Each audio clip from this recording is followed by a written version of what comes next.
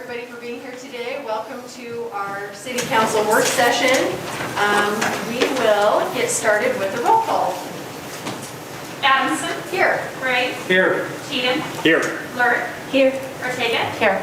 Stevens. Here. Black. Okay, agenda item number 2 is an update from the Pocatello Regional Airport Commission. The representatives will be here to discuss goals and projects with us. Start out. I'm Alan Evans. I'm the airport manager, and today we have Michelle Paletti, who is our chair on our airport commission. I'll turn just a few moments over to Michelle. Yeah, I just want to thank the councilman and Councilman Rick Cheatham. You can tell I'm nervous, I shouldn't be. For his support in attending our meetings and for his guidance as well during those meetings. So. Thank you. And I'd just like, as an airport manager, to express my appreciation to the airport commission, the members that are on that. We have 2 new members that have been put on recently, and because of COVID, we obviously have not been able to meet as we normally would. We've made the meetings that we've needed to have.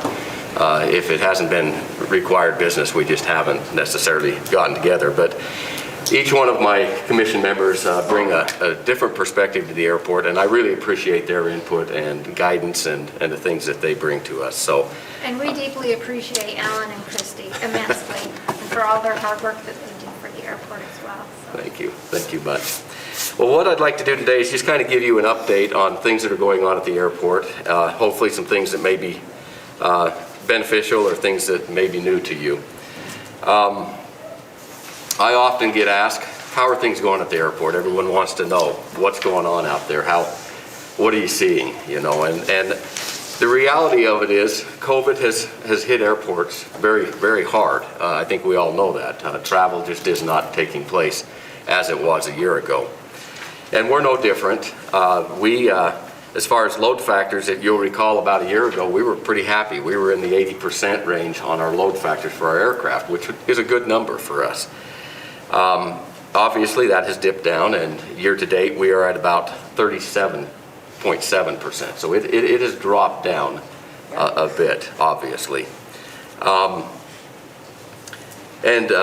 Through the holidays, it bounced up just a little bit as people were traveling. We had a fairly good holiday season with a few more people getting out, but historically January and February are a little slow, and so we're seeing that right now. We're just a little bit slower than normal. There are some positive things, though, I think that we can bring out versus the commercial air traffic being dipped down.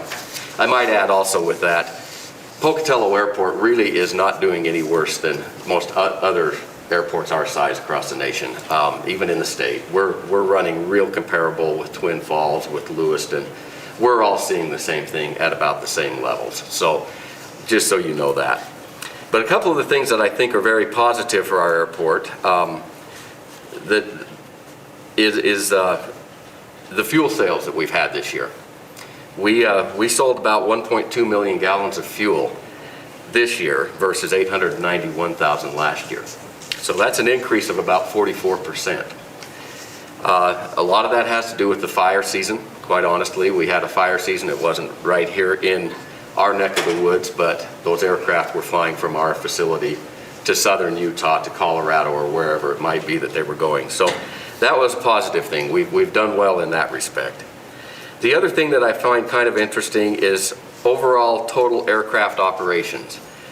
We are down about 13% in total.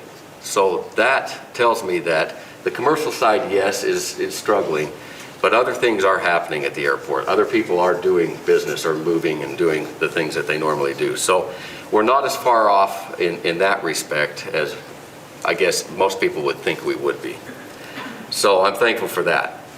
I would like to mention also, I guess, as I've got this in front of me, our rental car revenue, or rental cars has obviously dropped down. Most people that fly into the airport are business travelers looking to rent a car and go about their business, and they're down about 42%. So we've got some challenges ahead of us. As things pick up, I think, we'll see some positive things come back to us, but we're not real sure how quickly that's going to happen. So we're hanging our hat that We're hoping that we have another good season. I don't want things to burn up, but let's hope that, we have aircraft moving and we're selling fuel, and that the commercial side of it will pick up once again, at least start to increase. The second thing I wanted to bring up, we had an annual FAA inspection that took place right before we got shut down with COVID, and that was in January of last year. And that was a real positive inspection with the FAA. We went through that with no discrepancies, and we were real proud of that. Generally, they come back about every year at the same time. We have not heard to this point when they're going to be back. My understanding is they're not even working out of their office. They're still working from home, and travel is not taking place with the FAA. So we will do what we need to accommodate what they ask of us and move forward in that respect as well. You've heard me speak about the airport improvement projects that are taking place at the airport. And we've had a number of those that took place through the summer months. We put a new beacon on the tower. We did some electrical upgrades in our power vault for our runway lighting systems, the taxiways and the runways. We acquired a new blower plow truck, combination truck. And then we did a lot of pavement and rehab on the taxiways and the parking ramps out there. And that all was able to take place. We were able to do that safely through the COVID situation and get that accomplished. So that was a nice thing that didn't get shut down and delayed any further. Upcoming, some of the improvement projects that we're going to be taking on, we're looking at purchasing a piece of multi-tool snow piece of equipment. It will be a broom and a plow truck. And that will actually be in 2 grant cycles. We've got enough going on this year that we're going to start that process, and then we'll come next year to finalize that piece of equipment. So that's how that's going to work. The other thing that we're acquiring is a aircraft firefighting rescue piece of equipment for their truck to test the foam that they put out in their training, as well as in an emergency situation. And so that we're going forward and going to acquire that piece of equipment. That's something that we really need right now. So we'll move forward with that. And then one of the things that's going to take a fair amount of our monies, our grant monies this year, is we're going to start a master plan for the airport. And that usually is done, they like you to look at that every 7 to 10 years. We are due once again. There's a lot of things that are changing in our community, in our region, and we've known that this is something we've needed to start. And so we are going to go forward with a master plan and get some good information on what they see coming and what we need to do to stay ahead and be in a positive position. And then the last thing I probably should mention is our origami display. And you've heard a lot about this because we've talked about it for quite some time. And it is really starting to come together now. Phases 1 and 2, we received some grant money, and a lot of the art has been put together. As a matter of fact, on the 16th of this month, we will start hanging from the ceiling a piece of the project. So it is moving forward. We need to get some things in place before we do the things at the bottom, and so it's been a coordination effort to get that done. But you will start seeing some things very positive taking place, and then we will continue with phase 3 going down the road. So I'm excited about that as well. The next item I'd like to talk about is land development. Frigitech, the infrastructure for their facility has been pretty much completed. They've got the roads, they've got the sewer, they've got the water to their site. They have not broke ground yet on their facility.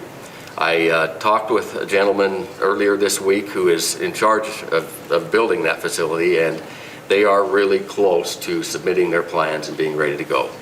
I think I can safely say that once those plans are submitted, they are ready to fire off and hit on all cylinders and really get going. One of the things they've been working with is UP Railroad on trying to get what they need in place so that they can have that rail access to their facility. And some of these things take some time, and there's been a lot of things they've had to work through that I think may have taken longer than they planned, but it is going forward. So I'm excited to see that. We've had 2 new hangars built, but a third one is going to be starting once the weather changes a little bit. And we are getting quite a bit of inquiry, I guess, about hangar space at the airport. So there's some things that we need to start looking at. We don't necessarily have hangar space for people. They can build hangars, But it's something that we may need to look at. Is it something the city wants to get into doing, building some additional hangars? Does it pencil out? Those sorts of things. And so we'll look at that as we move forward, but there are definitely getting a lot of requests for people. I don't know if it's people out of state moving and bringing their aircraft or just exactly what it is, but we do get a lot of calls. And I might add, with our commission, we utilize them in a lot of our leases and the land development, the things that we're doing. That is run through them. They're an advisory board. They give us a lot of direction and counsel with some of their expertise and the things that they're seeing in their various fields. And so I appreciate the input that they give us as we set lease rates or as we look at how we can develop this property that's out at the airport. And we've had some good conversations, and so they're very helpful in that respect to the airport. Speaking of air service, I know I told you about the numbers and the way things were going. We are in constant contact with SkyWest Airlines. They seem to be very, I guess I could say they're happy. Things are what they are. They understand it. They're dealing with it at almost every station that they fly out of. The mayor has made contact with Greg Atkins from SkyWest. He's one of those that we go down and see regularly. I know the mayor has touched bases with him a lot. I'm touching bases with a couple of others that are in the scheduling, and we're just kind of working our way with them to make sure that they know that we're a partner with them through this time. We want to help them where we can, and we think it'll pay dividends as things open up and they can maybe add additional service. You know, they'll look favorably upon us. Are you running 2 flights right now or 3? We are at 3 flights right now, so that's a fortunate thing. We went down to 2 flights for a little while. Things got really, really slow. We went to 2. Right now we're at 3. Right now there's not any discussion of going back down anywhere. I think they'll keep it in. The 3rd flight is not performing really, really well. It's kind of not at a great time in the afternoon where a lot of people are. It doesn't meet a lot of demands of the people. So it's one of those things. They've got aircraft, they schedule it. We really have no say in what they do. It's kind of their deal. But we do have 3 at the present time. And so we're hoping to continue with that. And we'll ask for more as things hopefully build and we can go forward. We're not currently looking at exploring additional routes right now. That's just not something that is taking place in the industry. There are, there are some airports that had some services that were scheduled to start, and that's pretty much been pulled back. And so we think we'll position ourselves. We'll look at what's available as it opens, and we'll be ready to go when that happens. But right now, the airlines aren't talking about trying to add anything. SkyWest is not anyway, Delta. One thing I did want to mention, the State Division of Aeronautics just completed a market analysis for intrastate air service. One of the problems that we have in this state is no matter where you are in this state, if you're going to fly to Boise, you're going to leave this state to come back to Boise, whether it's Lewiston to Spokane to Boise or us, Pocatello to Salt Lake to Boise. It's a problem in this state that we don't have anything, that directly flies across the strait. So there was some discussion about this. They put some money towards it. They put a committee together. They hired a consultant to gather some good information. And he presented, it was Jeff Hartz with Mead and Hunt, and he presented about 2 weeks ago, I believe it was, the information that they had pulled together. And there were some positive things that came out of it, but there were a lot of things that showed that it just really is not there right now without a lot of additional funding, support money behind it, guarantee money, I guess, if you will. The numbers just aren't there for the type of aircraft that are being flown. If you go down to a small aircraft, which would probably accommodate the numbers, your airfare prices really drastically go up. If you go to a 9-passenger aircraft, you're talking $300-400, fare, and it just doesn't really pencil out well. I think the bottom line on this, as they came out, they said there were 2 routes that were forecast to be profitable. And when I say profitable, we're not talking making much money at all. One of them was the Idaho Falls to Boise route, and the other was the Moscow-Pullman to Boise route. What they said about Pocatello and about Lewiston was we were very, very close to being a break even. It would just depend, maybe a $10 difference in the airfare would make that difference for those two communities. And so I don't know where this is going to go. It's back. They've spent their money. They've got the information. It's kind of back in the committee's hands to kind of decide, is this something we want to pursue? Is this something that we can find money for? Those sorts of things. And so we'll keep a eye out for where that's going and try to be involved in that. But that's what's happened on the state level as far as interstate travel.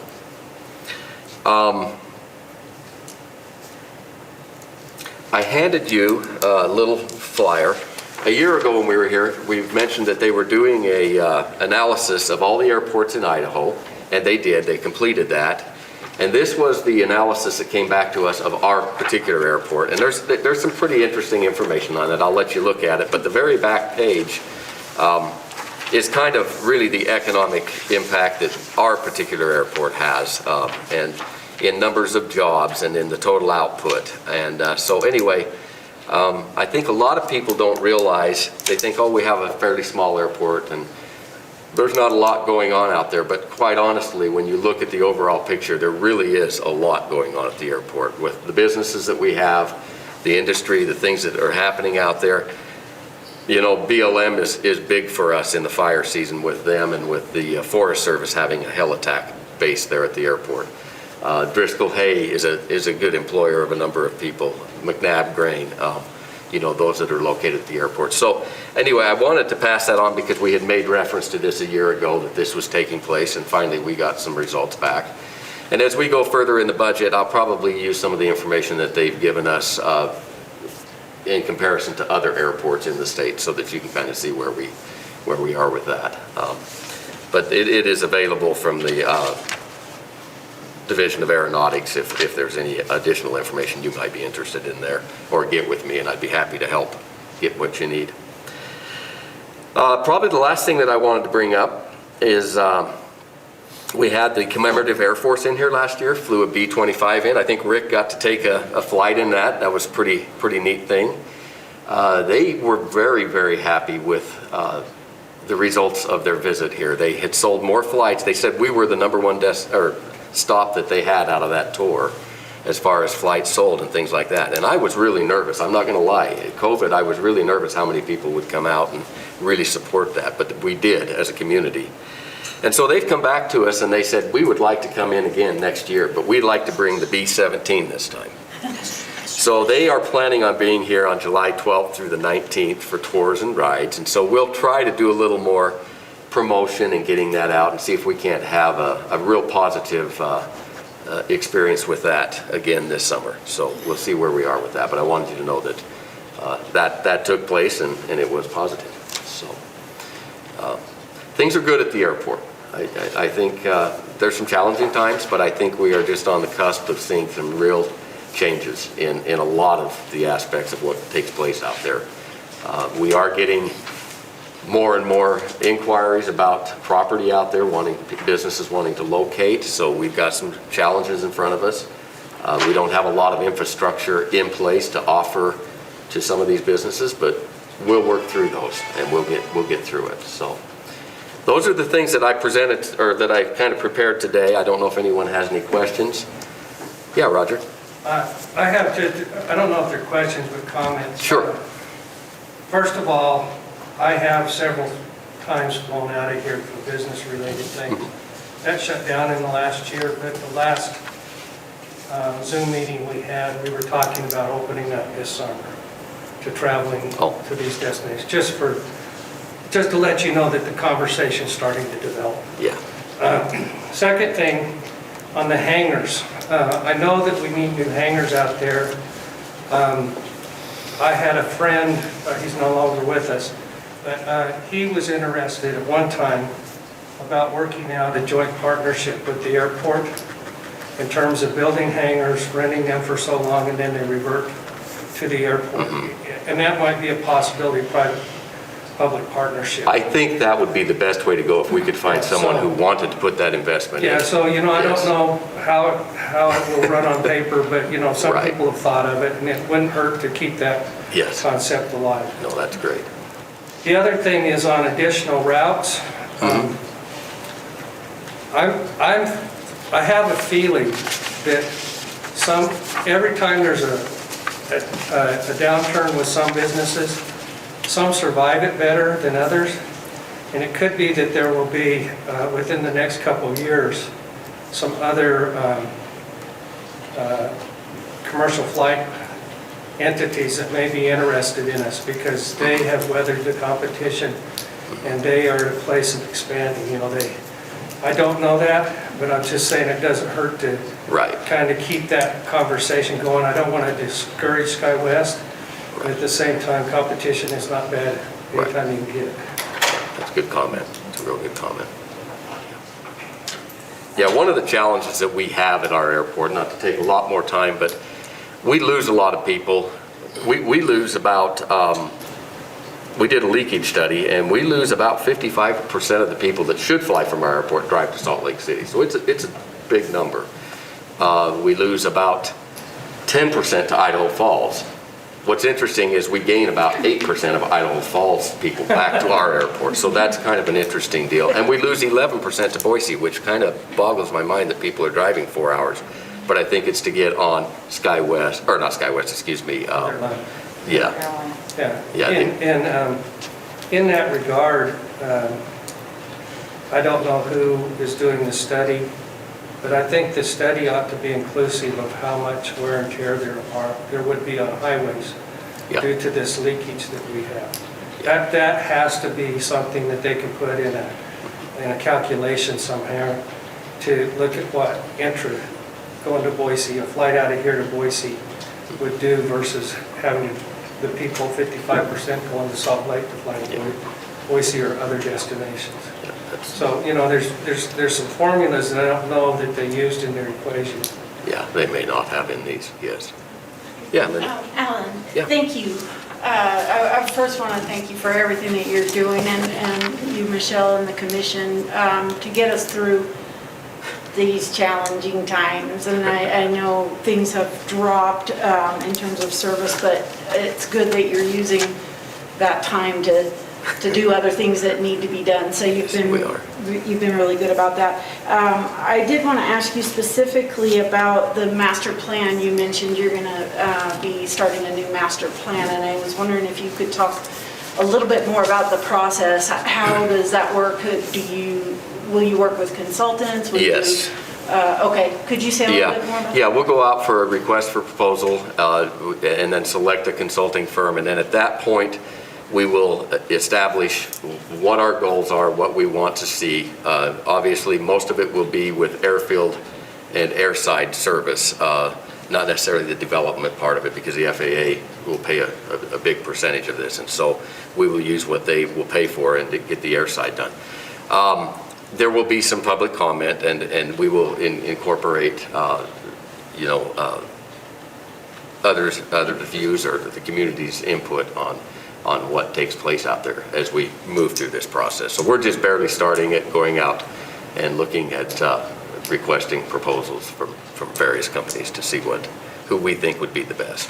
And you say that's mostly paid for by the FAA? It is. It's done through our AIP, our Airport Improvement Program, and so it'll be grant funding that will pay for that. We pay 6.75% of it as a city. Yeah. Okay. So the majority of it is federal money. Thank you. Yeah, Claudia. So, just a comment with regard to the leakage. I like flying out of here, just because I like flying out of here.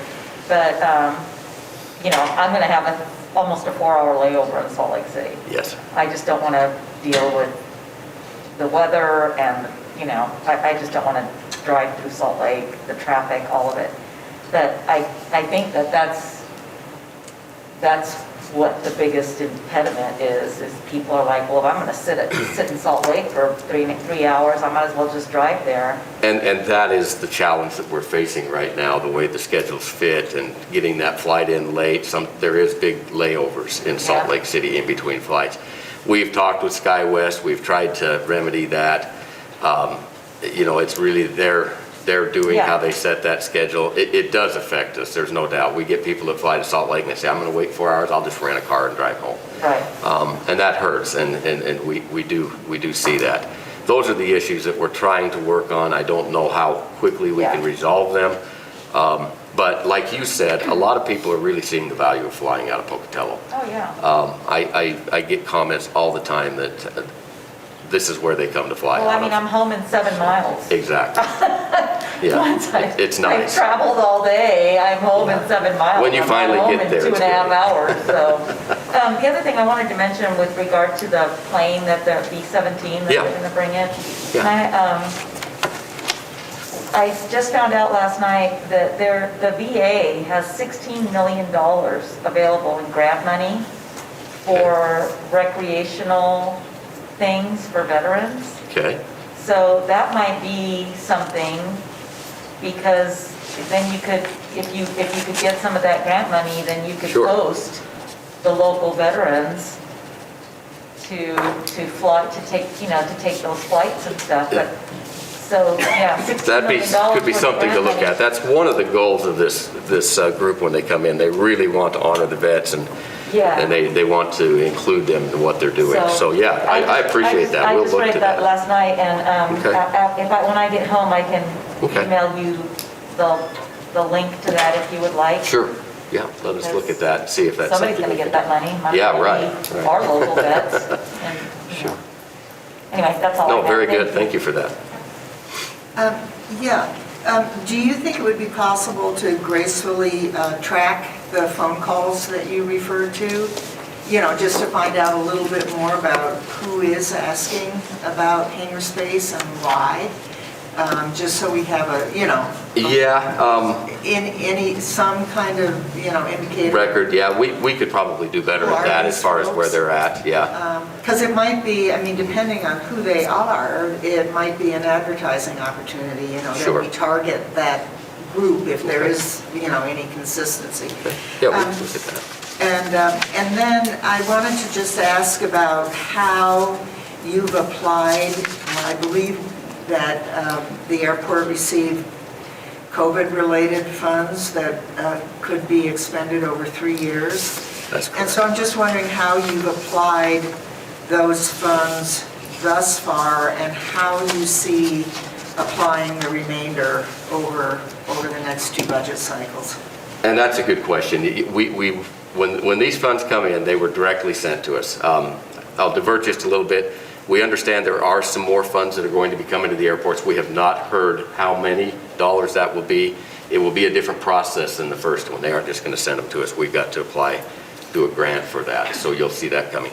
What have we done with that money? Quite honestly, we have not done a lot with that money. That money is in our reserve accounts. We really were not sure what our impact was going to be. We didn't want to just get out and start throwing it around. As you recall, we did abate some rent for SkyWest and for the FBO at one point early on because we were really concerned with them Right. being able to go. There are some stipulations on how that money can be used, and we'll have to work through some of that, but for the most part, it's pretty open as to what we could do with it.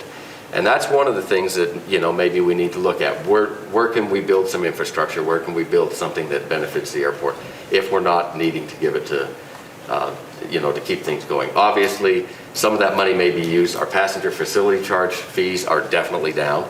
And so we may need to pull some of that up to continue to have match money for our projects. But we're in a good place. We just need to figure out what's the best use of that. And I'm not necessarily looking at trying to utilize it right off the bat because we're doing quite well right now. But as we get down the road a little further and we can see what we really need, I'm hoping to be able to Well, have part good of what use for that. I'm wondering is, and I don't know enough about how the funds can be expended to, Yeah. There's a do any lot more to than it. ask a question. But it occurs to me that, this might be an opportunity also, rather than simply having essentially the same level of tax-related ask relative to the airport, that this might be one avenue through which we could give our taxpayers a little bit of relief, during this economic downturn, COVID-related economic downturn. So anyway, that's just a thought that you'll probably hear me voicing Sure, again at some sure. point in the not-too-distant future, so Yeah, thank you. we need to look at how we want to use that Yeah. money as a city, what's the And best. thank you for everything that you're doing. I can't imagine it's an easy job, keeping the airport even remotely profitable in these times, and I think you've done, collaboratively, you've done an amazing job, and Rick, thank you for, Yeah, thank you. being the liaison to that commission. A couple of things I'd like to add to Alan's report and have him expand on. We had a meeting Tuesday, and he gave us a couple of things, little tidbits of information he didn't include in his report. One of them is we had a very large aircraft out there last week. Would you like to explore that? Yeah, we did. Boeing had called us and said, we want to bring a 777X, which is an aircraft that's not released yet. It's, I think it's 2 years away, maybe 3, I don't recall. And we'd like to just drop in and do a landing and go. And so we said, yeah, we've got the capabilities, you betcha, that's not a problem. They usually call just as a courtesy. And so they came in and landed, and of course we got a lot of people asking, hey, what was that, And then they came in the next week. And so we've had a pretty good relationship, as I was telling Rick, in years past with Boeing coming up and utilizing our facility. They like to do a lot of research work with landing in wind, and we tend to have a lot of wind at the airport, so they love us for that. Do we really? Yeah, so today we'll probably have a lot. Last week, whoa. But it was nice because we got a landing fee out of that, which at the weight of that aircraft came out to just a little less than $1,200 to land that and take off again. And so those sorts of things are kind of neat to see happen at our airport. We're hoping to maybe see more of it as time goes, but that was exciting to see something like that we normally would not see at our airport. The other thing is BLM's forecast for this fire season. Yes. We've had some discussions with BLM. BLM is they generally open about the 23rd of June and close in October. The last few years, our tanker base, that's when they contract and when they open doors and close generally without too much issue. But they've been pushed the last couple of years to open earlier. There's been fires going on, and so I don't know if it's going to happen, but there's really some serious talk about them opening maybe even a month earlier. They're really concerned down in southern Utah. I mean, obviously none of us are getting the moisture that we're used to, but southern Utah is really, really critical. From what I understand, they feel like the fire season may really start early down there, has that potential anyway. If that happens, we are the base that makes sense for them to fly out of, and so we could have a longer season, even though the BLM guys aren't really super excited about having more. They are, but they're not. But that could be very impactful for us as well, another month of flying with the DC-10s. I do believe what they will be doing with those DC-10s is the same thing they did this last year, which is station them at their location. The pilots stay at the hotel till they get the phone call, but every night they come back, and that's what really helped us. Rather than flying to a fire in Utah and then ending up in California somewhere that night, they're coming back, and I think they're going to continue to do that as long as COVID is still an issue and they don't want to cause that spread potential. They'll come back, and so I think that's the direction they're going to go this year. So we are poised, I think, to have a pretty decent fire season if it develops. From that perspective. From that perspective, yeah. Yeah, from that perspective, exactly. Those aircraft dramatically affect our fuel flow. Yes. Revenue. Yeah, that's big for us. So, yeah, Roger. When Claudia brought up sometimes the convenience of connecting, once in a while my trips turn into 3 or 4 day trips or something like that, and particularly Denver. And the meeting schedule is such that with luggage and everything else and all the time, I can almost drive from Denver here Really? in the same time it takes to go through the check-in at Denver, get on the aircraft at Denver, get out of Denver, land in Salt Lake with a 3 or 4 hour layover, and then get to Pocatello. my luggage, I don't have to check it in my car. Yeah. You know, if I have a meeting that's going to get over at 1 o'clock in the afternoon, a lot of times by the time I make all the connections, I can be home before I would be home otherwise. So I think that has to be part of the discussion with these airline carriers, is the convenience. You know, nothing beats the time like the catching an early flight out of here. I think one morning I looked at my watch when I left my house, and 20 minutes later, I was set. I'd already been through everything at the airport, and I was sitting waiting for the aircraft. You know, nothing can beat that. Right. But at the same time, sitting in airports, going through all the check-ins and all that stuff, waiting for baggage to come off, it can take you a long time too. And I just think those big layovers that they conveniently accept are inconveniences to travelers, and a lot of us will go around them if they're too much. And I just bring that up because I really believe that if we could capture, you know, 40% of that 55%, we would be creating several more jobs here in Pocatello. You know, and so I look at that, but at the same time, I've got a life too, and I can't sacrifice all of it for the convenience of one more traveler coming out of Pocatello. That point well taken. Well, thank you very much, Alan. Like Michelle said, you and Christy do a great job, so thank you very much for that. And Michelle, thanks for being here with us today. Please express our thanks to the other members of the commission as well. We'll now move to agenda item number 3, which is a fire union quarterly update. We've got a member of the Pocatello Fire Union here to give us an update of the union's activities for the past quarter.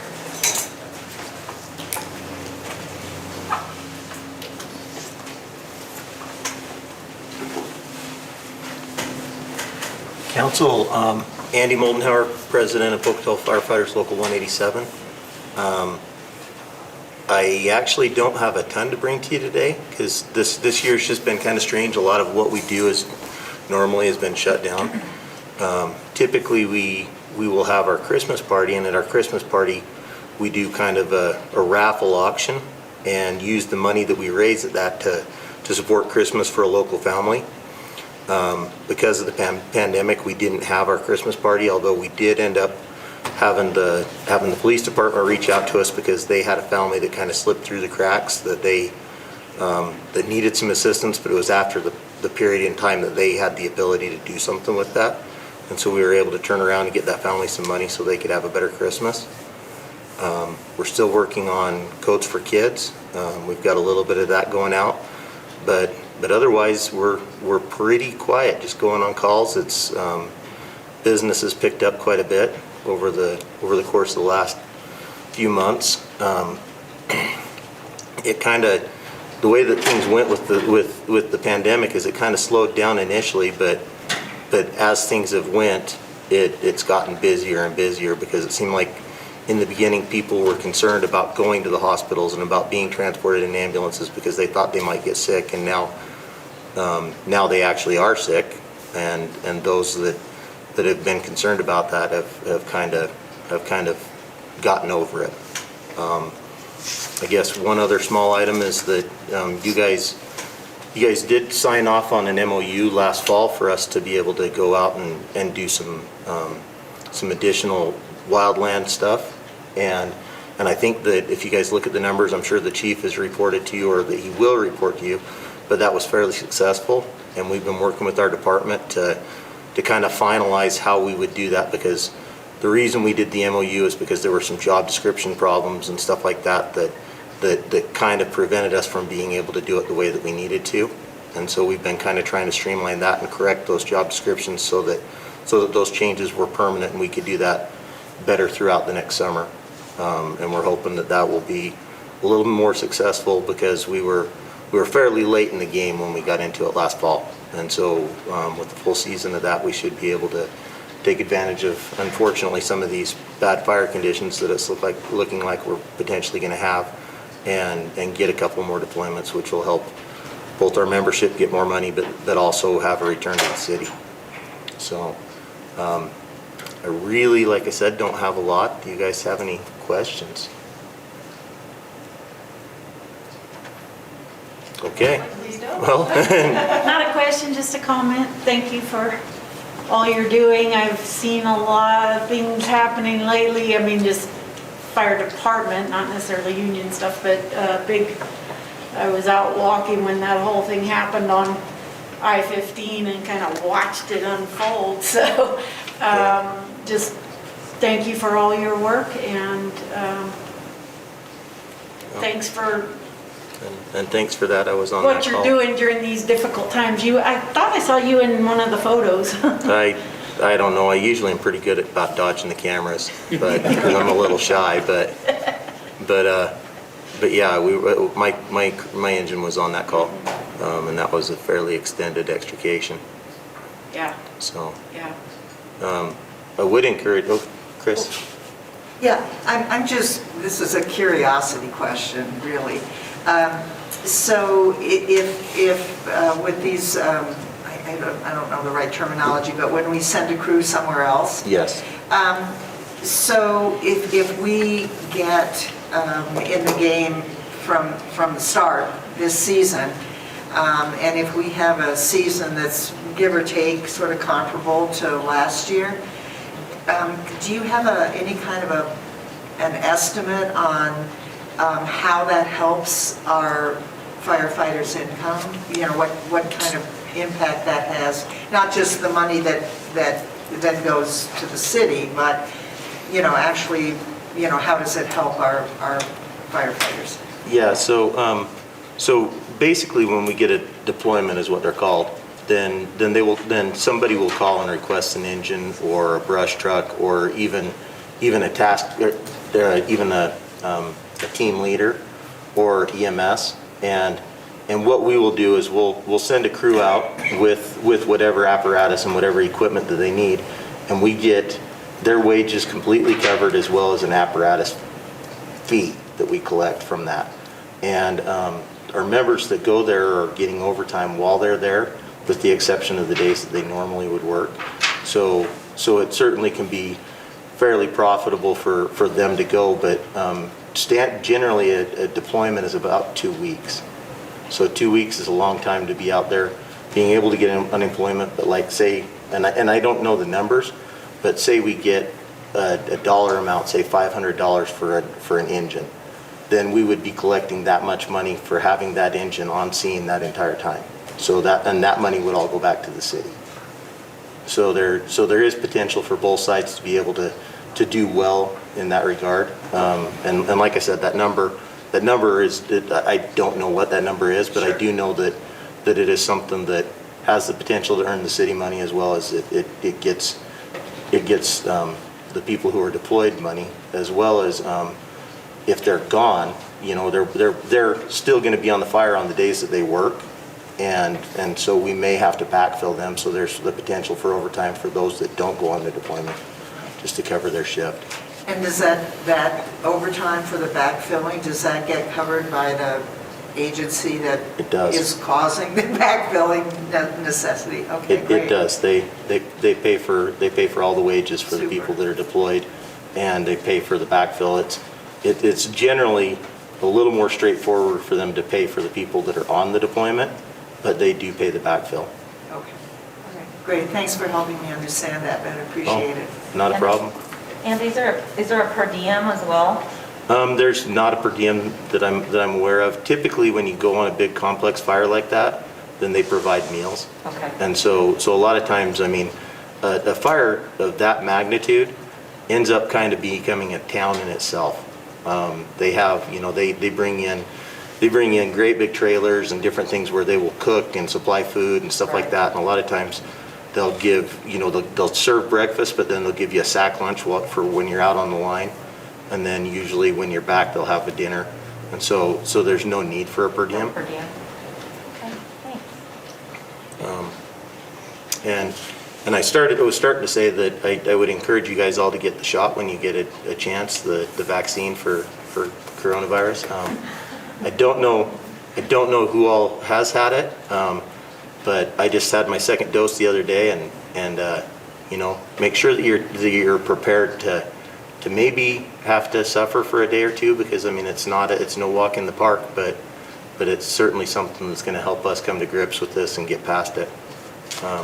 And I had mine on Tuesday, and I was a little hesitant to commit to today based on that, but I'm here. So seems like it takes about a day before it gets out of your system and you kind of bounce back.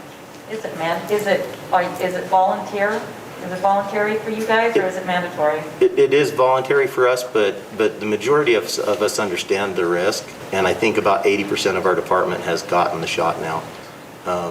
And I don't know whether the remaining 20% is just a scheduling conflict or whether they just don't want to do it. I don't necessarily have the right to ask that question, but I do know that every time that we've had an opportunity to do it so far, we've been fortunate enough to fill all the slots.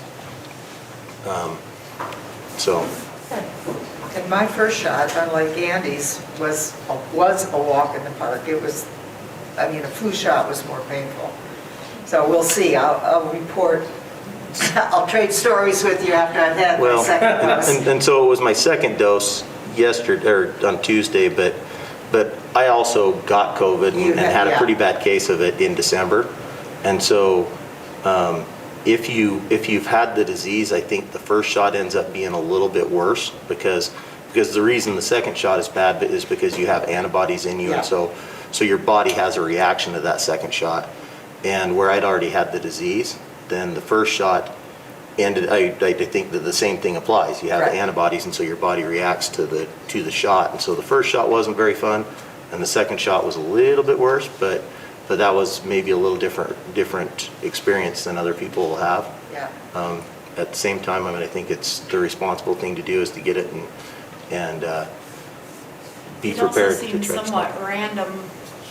I know a lot of people that have had it, and some of them have no problems at all, and others have been, just sick as dogs. So you don't know, what it's going to do to you. But And maybe it's a good way of finding out if you had COVID and didn't know it. and that might be the cause of, Exactly. but it might not be. So, I know. it Who doesn't knows? even Who knows? necessarily tell you that. So, Yeah, who knows? It's better to be sick as a dog than dead as a dog. That is no exactly. kidding. It's still worth getting. And, So. well, and I would say from experience that the reaction to the vaccine was not nearly as bad as the reaction to the disease, because I've been through both at this point. I was when I had the disease, I was basically unable to do anything for about 16 days, and that's a little worse reaction than most people have. But with the vaccine, I mostly just had a fever and chills for about 24 hours, and that's been after both shots. But like I said, I think that the first time was maybe due to the fact that I'd previously had the disease. So anyway, just to remind you guys, I'd encourage everyone to get Appreciate it. it. Yeah, we're glad Thanks, you're able Andy. to make it here with us today, and thank you very much for coming and giving us an update. It's always good to have you here with us. I think we'll move ahead to our next agenda item, which is number 4, a groundwater nitrate update. Science and Environment staff members will give us an update regarding nitrate issues in the Lower Portland Valley Aquifer.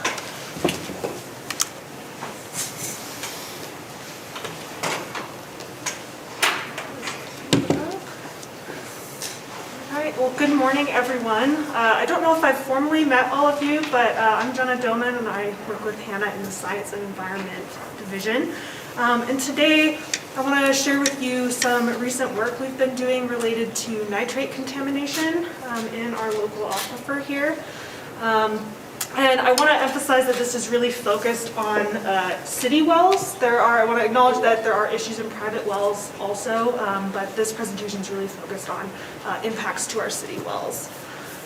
And as you may know, our local aquifer here, our groundwater, is the sole source of drinking water for Pocatello and Chubbuck. So, maintaining good water quality there is really important to the city. And as I go through this, there's a lot of information, I think, in this presentation, and so there's some natural breakpoints that I think we can pause and maybe talk a little bit if needed instead of waiting till the end. So with that, we'll get started. Okay, turn this on first. There you go. So to start off with just goals of this presentation, we want to provide you all with an updated overview of nitrate issues in our city wells. We want to provide plans for mitigating nitrate concerns in City Well 2, which is located in Lower Ross Park, and I'll get into the details of that in the presentation. And then our plans for working with our regional government partners to reduce future nitrate impacts.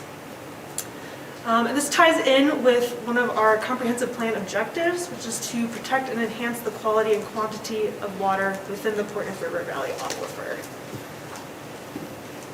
Just to remind, this is purely an update, so there's no council action required at this time. I want to acknowledge some of our collaborators and how we were able to do this project. So this was funded through a grant, the Source Water Protection Grant from the Idaho Department of Environmental Quality. And we partnered with ISU on this project, specifically Sarah Godsey in the Geosciences Department and her graduate student who amassed a bunch of data and ran analyses for us on this. We also worked with the Idaho Department of Environmental Quality, specifically David Goings, who will probably be showing up shortly, and Steve Smith, who kind of reviewed our data, and we worked through our interpretations with them as well. And then, of course, the city of Pocatello, we worked with the water department, Justin Armstrong and Harold Hargraves, as well as the engineering department, Skylar Allen and Jeff Mansfield also ran through all this with us. So it's a really great group to work through this project on. So I want to kind of step back before we start talking about nitrates and just kind of talk about our local aquifer here.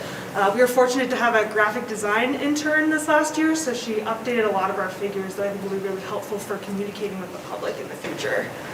So this is our local aquifer, and to orient you, kind of the bottom right, I realize I've got two screens here, but the bottom right corner is, oh thank you, Anna, where the Portneuf Gap is located.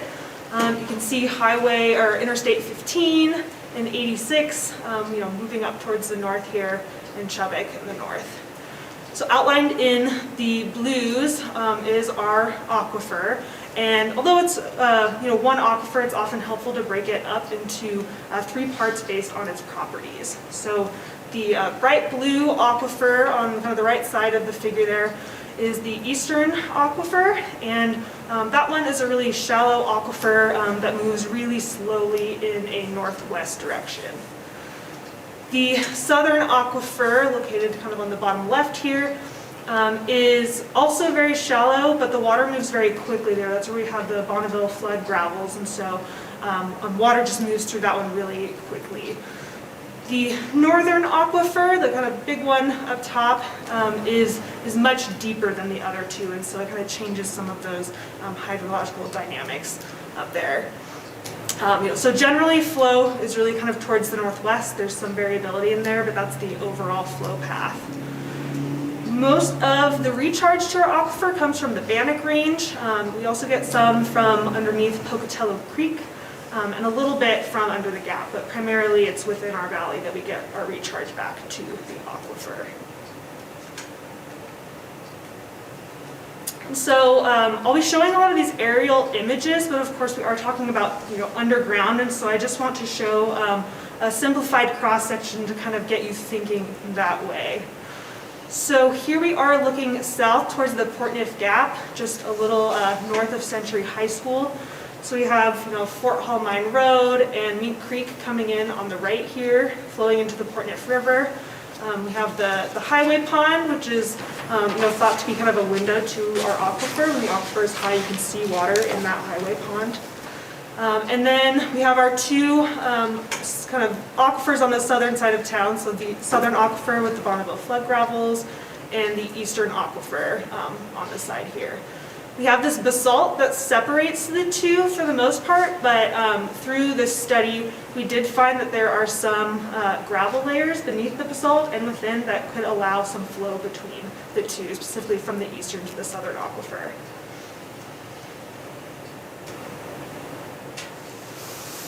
So our constituent of concern is nitrate. Nitrate is a form of nitrogen, so that's an essential element for living things. we naturally have background levels in the environment. Often 3 milligrams per liter is thought to be within that background range from atmospheric deposition, can be from geology and plants and things like that. However, human activities can increase that concentration of nitrate in groundwater.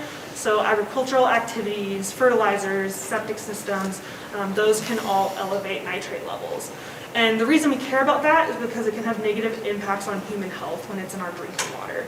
The EPA has set a regulatory limit at 10 milligrams per liter. So above that, if you're drinking water that's that concentrated, you can see chronic headaches and nausea.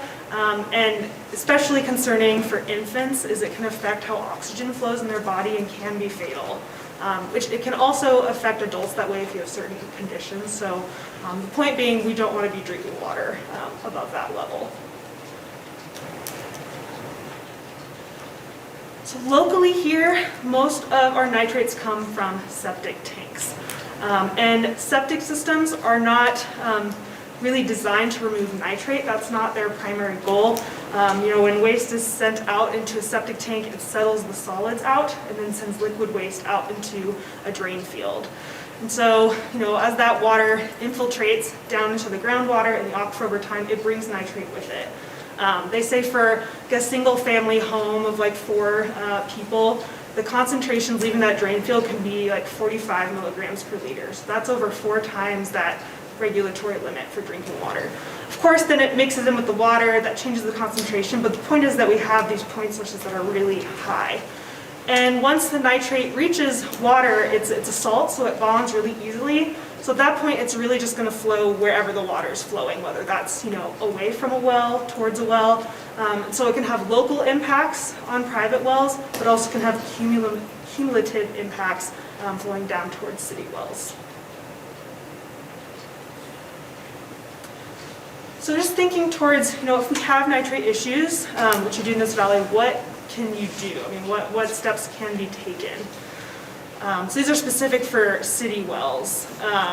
You can take no action, of course, that's an option, but if you have a well with a concerning trend, that will likely result in closing that well in the future, so that's not an ideal scenario.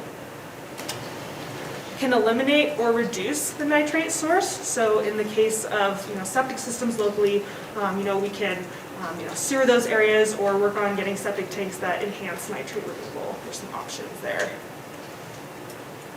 Can implement treatment technologies at problem wells. The difficulty with this is that those require continued maintenance and they're kind of prone to failure. They're also very expensive. They can cost $300,000 to $800,000 annually in maintenance. Is that per well? That's per well, yes, for a single well. And when you compare that to, another option is re-drilling or digging a new well, it's about $1.5 million. You can see, implementing a treatment technology, you're quickly going to pass that amount. And so, it's not in either or, you can do a combination of these things as well. And a Washington Department of Health report stated that feasible non-treatment alternatives are typically less complicated, less costly, and more reliable than treatment. And so of the options here, that really focuses in on eliminating or reducing the source or re-drilling or digging a new well. So those are primarily what we prefer to do.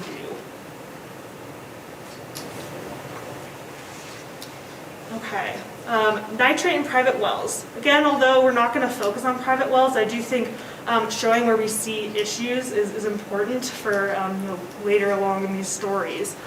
So we have the aquifer outlined here in blue again, and the triangles represent private wells. These were sampled in 2006 and 2011, probably just once or twice, so it's not a consistent sampling regime. And the kind of warmer the color, the more concern we have, is what I'll say. So the green triangles are within those background levels, so we're not really concerned about those. The yellow triangles are slightly elevated, below 5 milligrams per liter. So again, not super concerned there, but we do see some impacts to those wells. The orange are above half the regulatory limit, so above 5 milligrams per liter, and that's when, particularly for us with city wells, we really start to take notice. and make sure they're not continuing to elevate. And then the red are those above the regulatory limit. And so I think, pretty quickly looking at this, you can see that there are some hot spots for our private wells. We have a cluster of wells up in, I jumped ahead, in Mink Creek here that are above the regulatory limit, and then along South Fifth Avenue as well. Then moving. Did I hear you, if I'm remembering right, the Mink Creek area over there, 77% of our water comes from that area, right? From that whole recharge area, yes. Yes. So that general area. It does. So then moving towards our city wells, we have 17 active municipal wells, and over half of those are within background levels, so that's really good news. We have 3 that are slightly elevated above background levels, and a handful that are above half that regulatory limit. We don't have any active wells that are above the regulatory limit, because if they're getting to that point, they're taken offline. They're not part of the distribution system anymore. Do we have any closed wells? Yes, you are right on the money. We do have a few wells that are either closed or offline. So one of those is in the South Fifth Avenue area, one well, which, not surprising with all those nitrate impacts we saw to private wells, that well was really impacted. We have one well in Ross Park, well 28, that is, it's offline, so it's still within levels you can drink, but we're kind of concerned about it, so since we don't need it, it's used as a backup right now. And then there's one well up on Alameda that was also closed due to nitrates, which you can see is kind of clustered in this area where we see some other elevated nitrate levels. I believe when we were doing some Northgate exploration, there's another well up there that we drilled that we couldn't use because of nitrate level. Yeah, there's some test wells and irrigation wells up here that also seem to have some elevated nitrate levels. So does that mean that we have to get water to Northgate, we had to, if I'm recalling, we had to pull it up from the valley floor? Is that? I would say, Justin, is that true? Or to pull water up from the valley floor for Northgate? Yeah, we drilled 3 test wells up within the Northgate, northern Pocatello area. It was found that most of the wells had secondary contaminants, being high in total dissolved solids, sodium, other things like that, which was less desirable for an aesthetic purpose. It was about double the quantity of any of our other wells. So we also didn't find the production level that we were looking for as well. So the cost for treatment and other things would be very high at that location. And so we were kind of on plan C, which is utilizing a lot of our other sources within the valley and using it. Wasn't there also temperature issues? Yeah, there were some higher temperatures in one of the wells that we explored as well. Not that it couldn't be used, but it was a little bit elevated. Not ideal. Not ideal.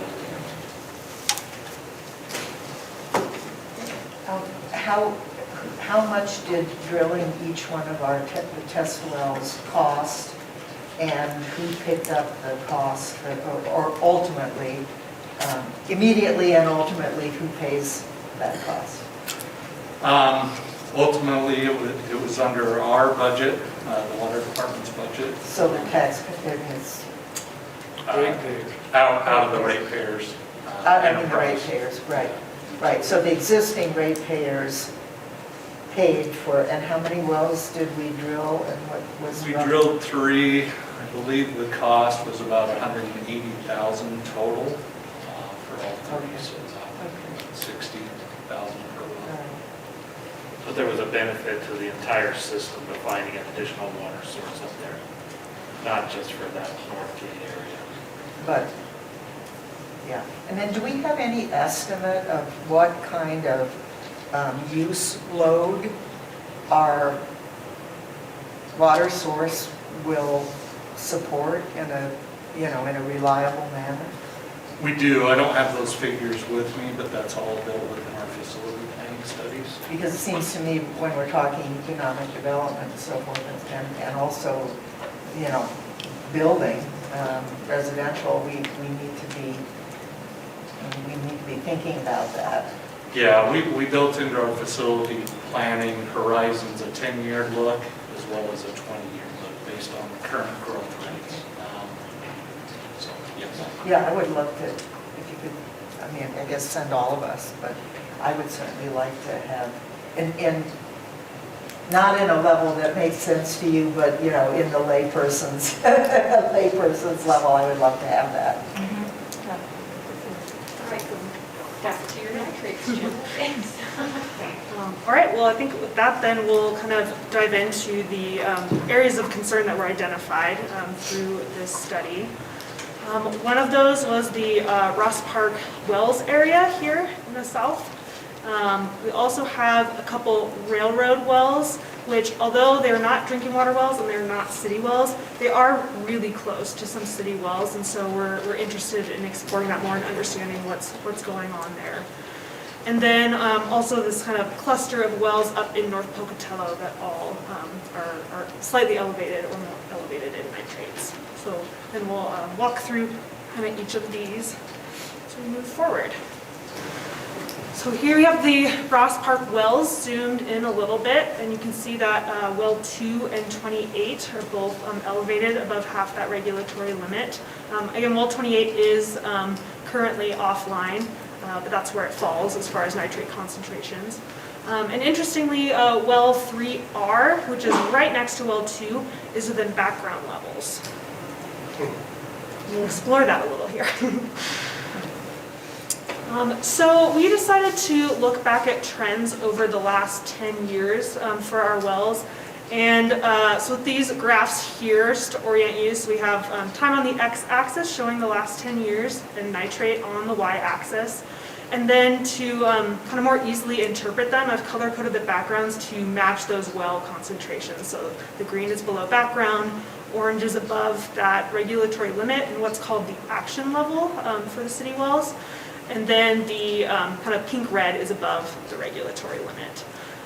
And what you'll notice here, so well 2, we see an increasing trend. It's a statistically significant increasing trend. And you can see that after we've kind of passed that action level at 5 milligrams per liter, this triggers increased sampling for the city. So normally wells are sampled for nitrate annually, but once it's above that level, we then measure them quarterly to keep a better eye on them and make sure they're not getting too close to the regulatory limit. Well 3R, again, is pretty much below background levels at almost all sampling points over the last 10 years. And then well 28, which is offline, has a lot of samples really that are falling in that, close to the regulatory limit. So what we think is going on here is that effluent from 200 septic tanks along South 5th is causing the high nitrate levels in well 2 and 28, and that the 500 septic tanks in the Meat Creek and Johnny Creek area are not impacting them, and we'll go through that. Well 3R is much deeper than well 2 and 28, and so I think it's drying from a deeper uncontaminated layer, and that's why we see much lower nitrate concentrations there. First, I want to talk about well 2 a little more, because this is one that we're concerned about. With this 10-year trend line, we predict reaching that regulatory limit by 2026, which is very soon, or in 2026 we reach that limit. If we look back to the full period of record, which goes back to the 80s, the trend line shifts a little bit, and so the prediction would now be that we'd reach the regulatory limit in 2050, which still really isn't that far off, right? And also that's just a trend line prediction. Every time we get another sample point, that's going to shift that line a little bit, and those sample points, don't fall right on that line, so we're getting scatter around it. And so this is really, it's really important to the city. Well 2 is extremely productive. It's one of our wells that's run year-round, and so protecting it is a really high priority for the city. So this was a big takeaway from this work. Then I wanted to show this cross-section here of these 3 wells in Ross Park, just to show how much deeper well 3R is here. And these subsurface layers, so basically we focus in on the dark brown. You can see that's where we have the perforations in the wells. That's where the wells are drawing water from. And it really falls in that dark brown layer, which is our gravel, cobbles, and boulders. So it's our productive layers.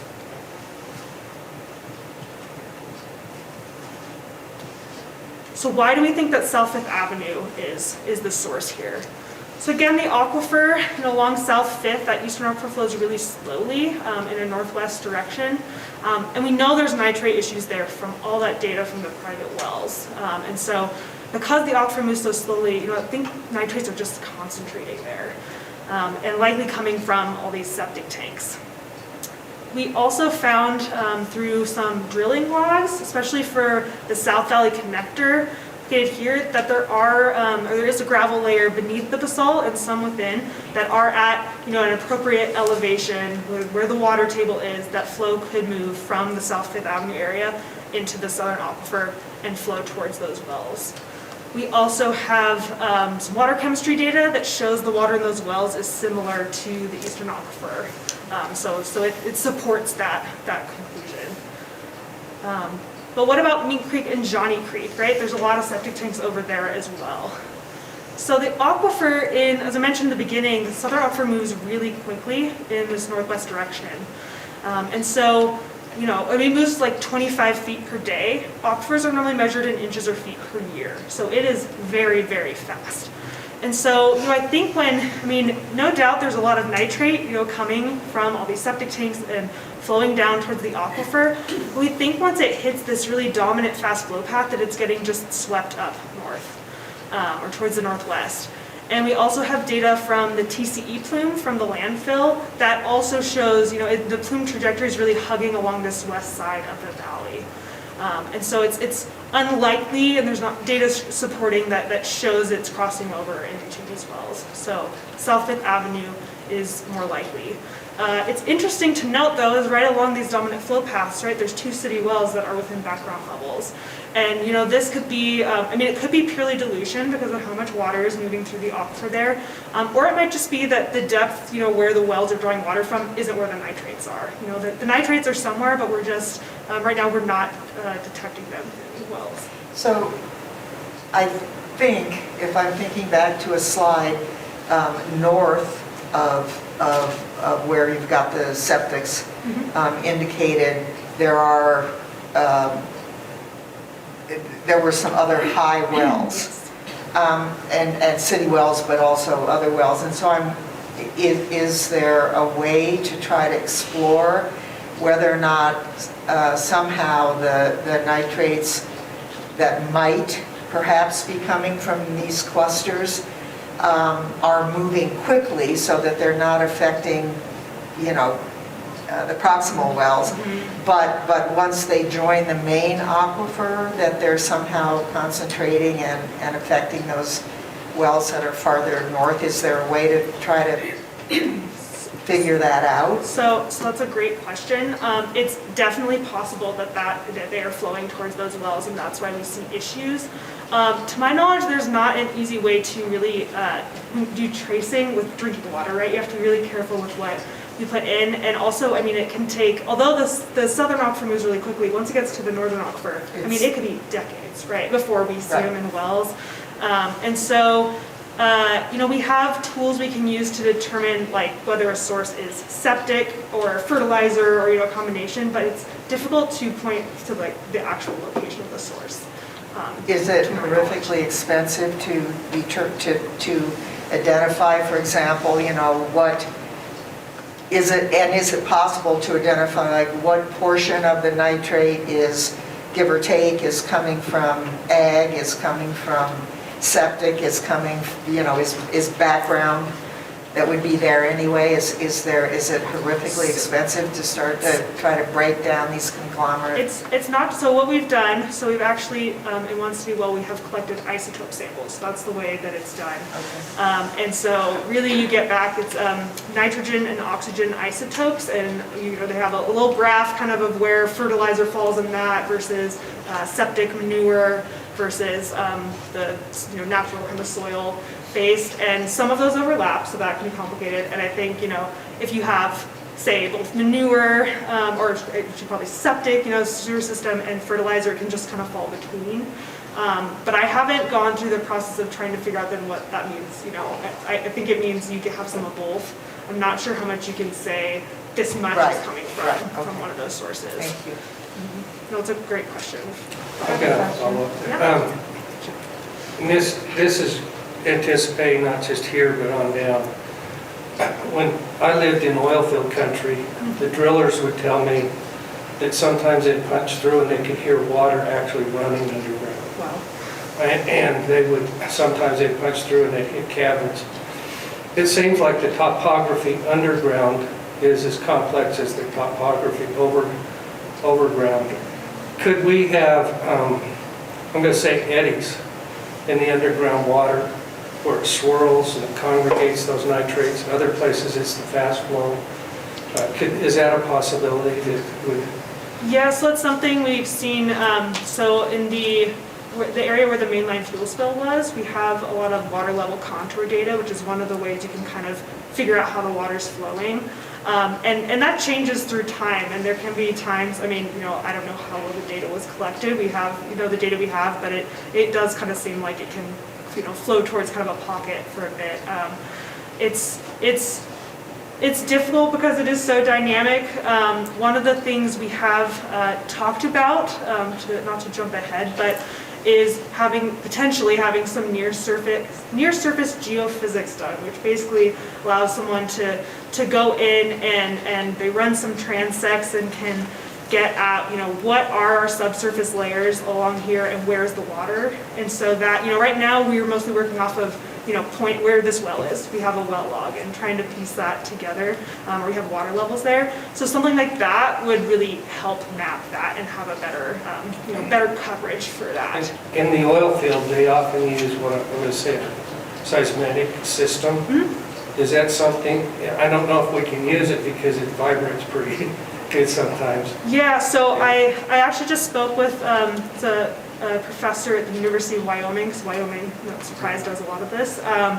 And it totally depends on the depth of your aquifer. There's different methods you want to use based off where you think the water is and all that. But one of the, he was saying for our southern and eastern aquifer, for those depths, we would probably use two technologies, and one of them would be seismic refraction, and I need to talk to him more, so I have a very basic level understanding of this at this point, but they put stakes in the ground, and he said they kind of hammer them really hard. I'm sure they have quite a setup, and based on the waves you get back from that will tell you about your subsurface layers.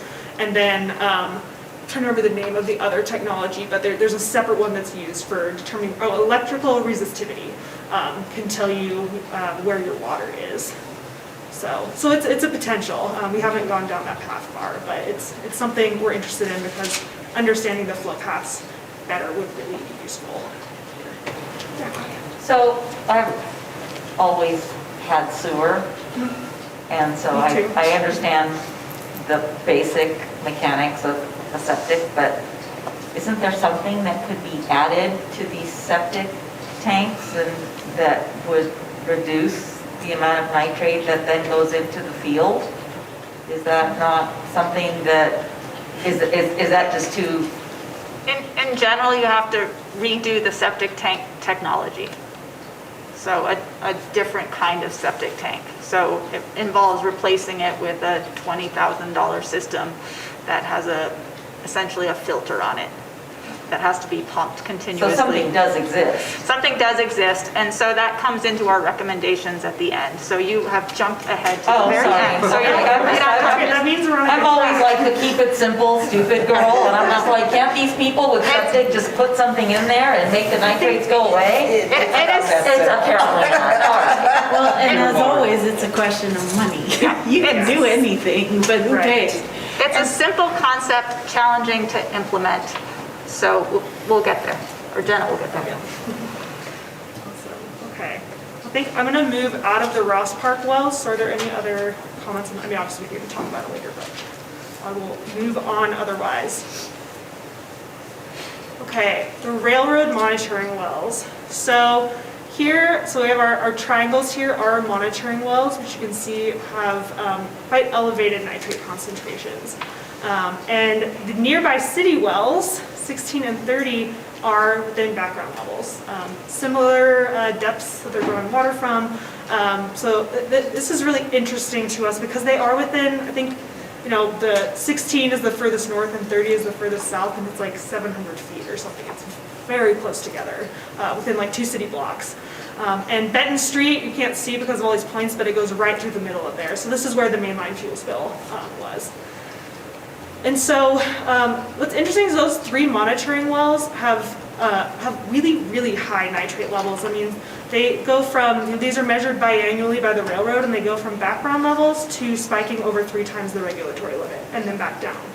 And so because of that kind of range and variability, it's very different than what we see in our city wells with nitrates. We think that this is more of a local source. So either, perhaps there was a fertilizer spill, we don't have record of that, but that could have happened. Could be that the trains are just transporting fertilizer in little bits, fall out over time and concentrate in the soil.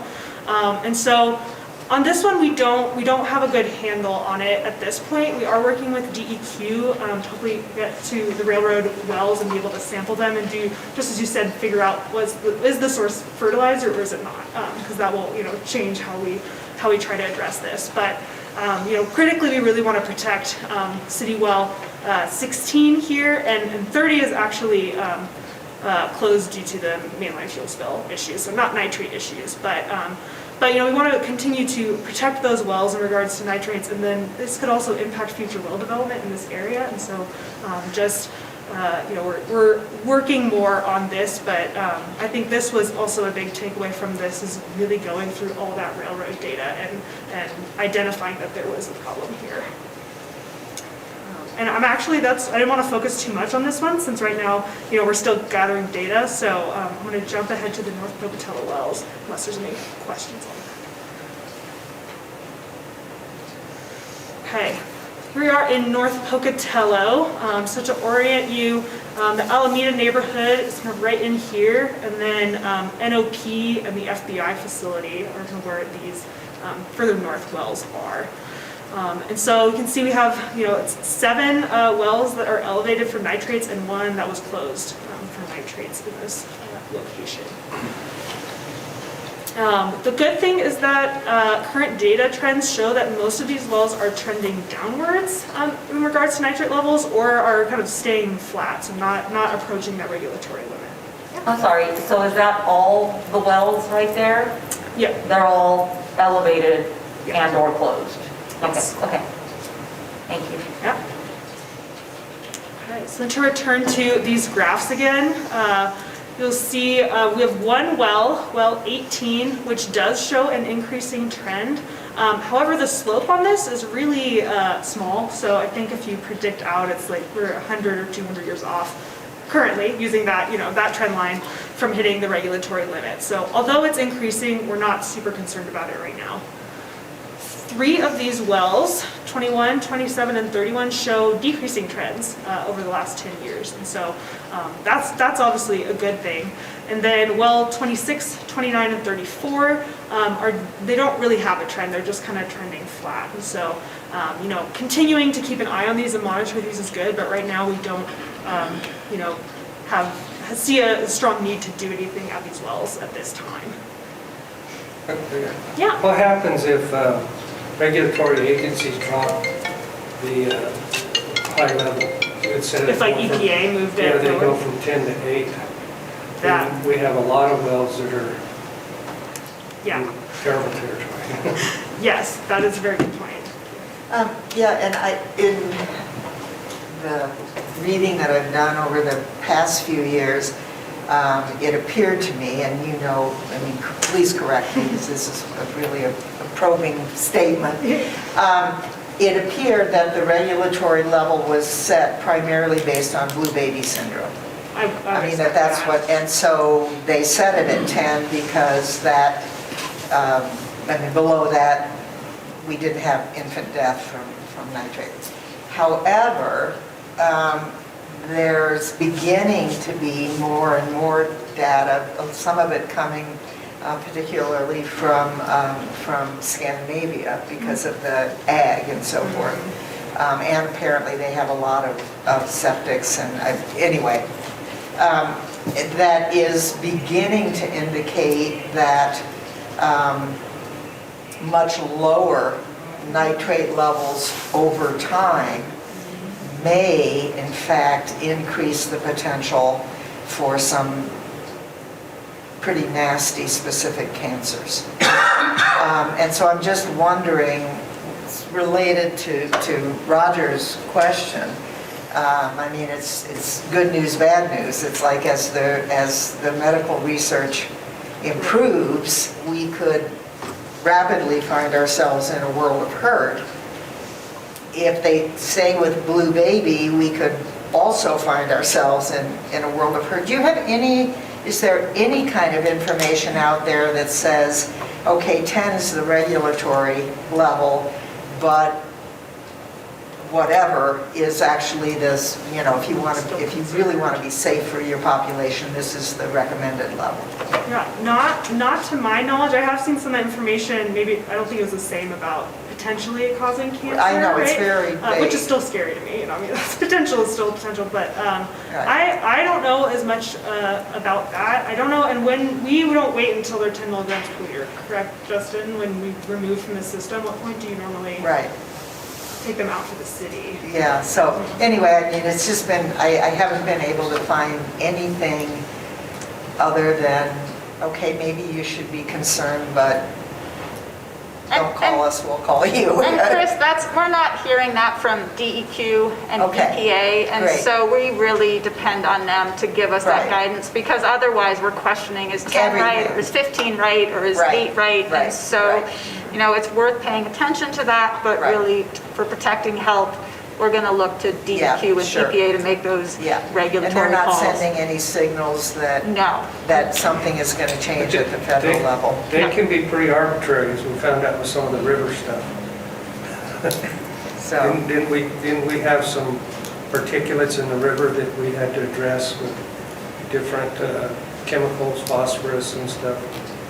It made us have to do some. We had to do some, and we just have to follow their limits. Sure. And so, and that's a different than human health. That's a riparian health, and rather than drinking water standards. I know, but I'm just using it as an example that what is a standard today may not be a standard tomorrow. Correct. They are constantly evolving, and so we follow their guidance. So right now we're DEQ is looking at arsenic, and they're looking at sodium, and they're looking at, in the river, they're re-looking at arsenic as well. And so I would say, yes, worth paying attention to, but... Of course. But there's nothing in the pipeline that I'm not seeing anything in the pipeline.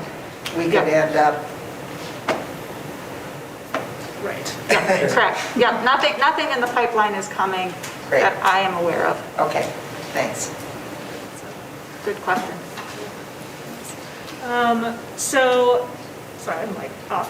So thinking about the North Pocatello wells, what we think is happening here is also a little, I think it's a little hard to tell because of their locations are kind of in this potential mixing zone of different waters. So much of Pocatello and Alameda were sewered in the 50s to 70s, and so it's possible that those nitrates are finally kind of flushing out of the system, which may be helping cause these decreasing trends or the no trends in some of these wells. However, there are improperly sealed wells that can allow septic effluent to migrate down towards deeper layers in the aquifer and cause increased nitrate contamination, as well as new septic systems that are going in up Pocatello Creek, which can add more nitrates to the system. Or as you mentioned earlier, it could be flow from the south, from whether it's Main Creek area or South Fifth. They all kind of could be flowing towards these wells, so it's a little trickier. Also, the flow paths in this area we're less certain of them. We have better data, especially around the railroad, because of all the work they have to do to be a little more confident in those flow paths. But once we get up towards the north, we would think that underflow from Pocatello Creek would probably kind of push that water out towards the east a little bit, but we're not very certain about these. And again, we do have this water flowing from the south. We have water flowing from under Pocatello Creek. We have areas that were sewered. We have these wells that may not be properly sealed. There's just kind of a lot of potential factors here. We did also look at well depths, these locations, to see if it was like that deep well 3. And it doesn't appear to be the answer here for our wells. They're all kind of screened at similar depths.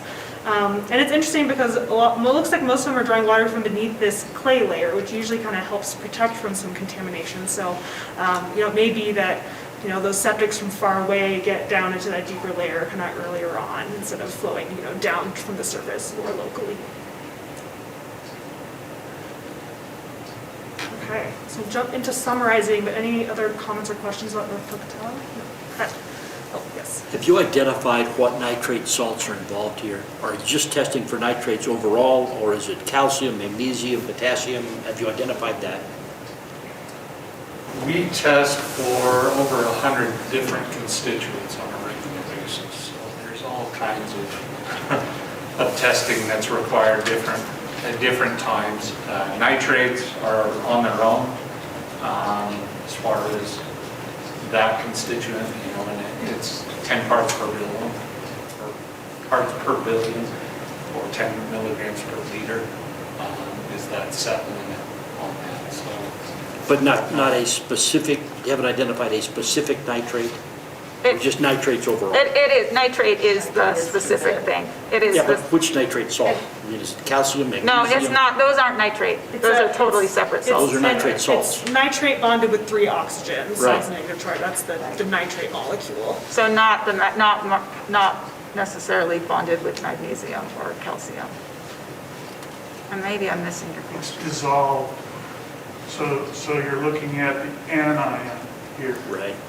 The cation is separate and carried separately in the water. So that it's not in the compound form that we're testing for. We're testing for the anion. Okay. So then just to kind of summarize this and talk about, plans for moving forward after going through this process. So Ross Park Wells, one of our kind of issue areas here with one well that's been taken offline, and then well 2, which has that statistically significant increasing trend that we're concerned is going to reach that regulatory limit pretty soon. The railroad wells, which have really, really high nitrate levels and are not currently seem to be impacting those nearby city wells, but we're concerned about those as well. Then the North Pocatello wells that all have elevated nitrate levels, with one well that has been closed in that area. It could be, a mix of sources there. So one takeaway from, going through this process is that most of our city wells are actually in pretty good shape in regards to nitrates. Over half of them are below those background levels. We have 3 that are slightly elevated above the background levels. And 3 of our more elevated wells in orange show decreasing trends. So all of those are really good things to celebrate about our water system. But one takeaway, which I think a lot of people may have already been concerned about this, septic tanks are an issue. These septic tanks can impact private wells locally as well as cumulatively down towards our city wells. And so this is something that I think we really want to move forward on and come up with plans for what to do about our septics. So next steps for protecting our city wells. 1, we need to address those nitrate issues in city well 2, likely redrilling well 2 within the next 5 years. We want to. It's about a minimum of 1.5 million, Yep. if I'm remembering. Yep, 1.5 million, yep. We want to develop and implement a sewering priority plan. So, with all of this, we've been very focused on nitrates, and that is one thing that should be taken into consideration with city wells, but of course there are other, reasons to sewer an area. And so we want to, come up with this kind of a defensible, matrix of sorts that looks into, the cost, the number of septic systems, potential funding sources, how city wells are impacted, property value impacts, also location, whether it's in the city or in the county, because that will add complications. But just, really looking at Mink Creek and Johnny Creek, South Fifth, Pocatello Creek, or, whatever, and just, using this same kind of scheme to apply to really prioritize what areas need to be, or we'd like to be sewered. We also want to work with our regional government partners to limit new septic system inputs, and that may be, requiring enhanced septic systems that do remove more nitrate is an option. We'd have to explore. Those also do require a lot of maintenance, so but that's one thing that we could work on. Strengthening standards for irrigation wells so that we don't have those issues of it sort of providing a conduit for nitrate to deeper in the aquifer. And we want to prioritize water quality in decision making. So really, to me, working on that with our government partners and also bringing that into our sewering priority plan of keeping that in mind. And we touched on this a little bit already, but improving our understanding of aquifer flow paths would also be great. Exploring the possibility of using the near surface geophysics, or there may be other options as well to get a better understanding of our aquifer. Because that was one thing, speaking with the geophysicist he's familiar with Pocatello, and he just says, you guys have a weird system, I think he was excited at the prospect of investigating it. But this would really be helpful for protecting our city wells for nitrate and other contaminants.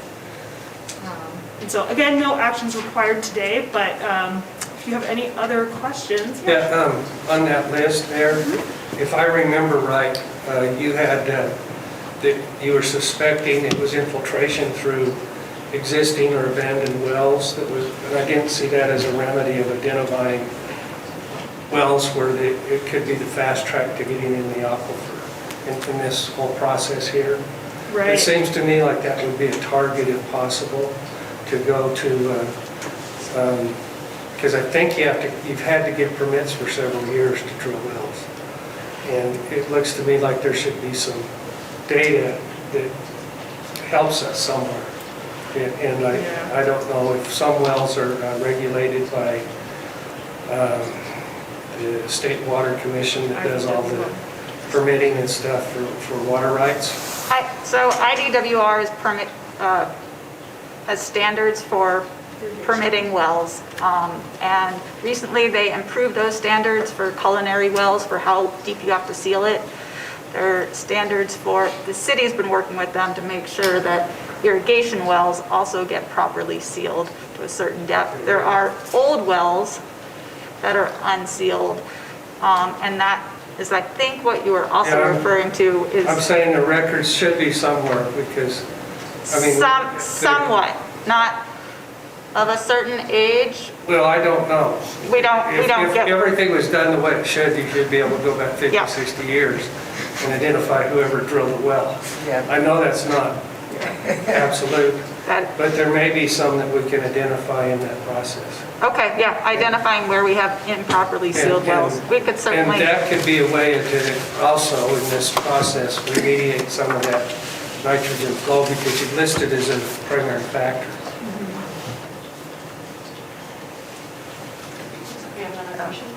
First of all, both of you and Sarah and everybody who was involved in this, in Jeff's department, thank you so much. This is amazing.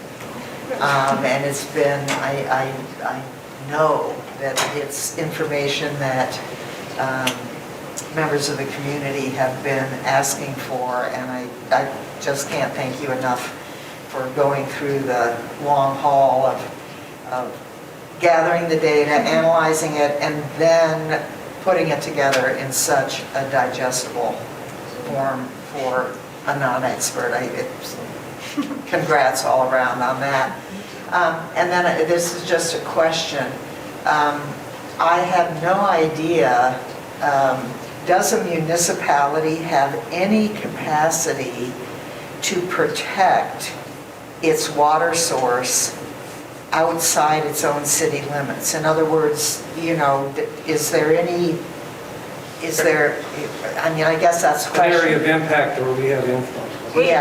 We can refer, and others can jump in, we can refer to the groundwater rule. So if we know somebody pours oil into outside of the city limits, they pour oil into the hole, and it's going to impact our city wells, we can turn to DEQ, and we can use the groundwater rule to require them to clean it up. And it's the same in city limits or outside of city limits. Does that extend to septics, going to your limit new septics or the type of septic systems that are put in? Does that extend at all? This is a great question, and something we've been focusing on at DEQ a lot. And so obviously there is theoretically a partnership between a city and the county that it resides in. And the county obviously makes decisions about placement of septic systems outside the city boundary. For example, there is currently a proposal for a development directly on the city boundary. There isn't an area of city impact outlined for that proposed development. The proposal is for 22 individual septic systems with individual wells at this site directly on the city boundaries. Our view is the city should have a heavy influence on what happens with that sort of development. And, the back and forth between those decisions, it should be a city-county decision.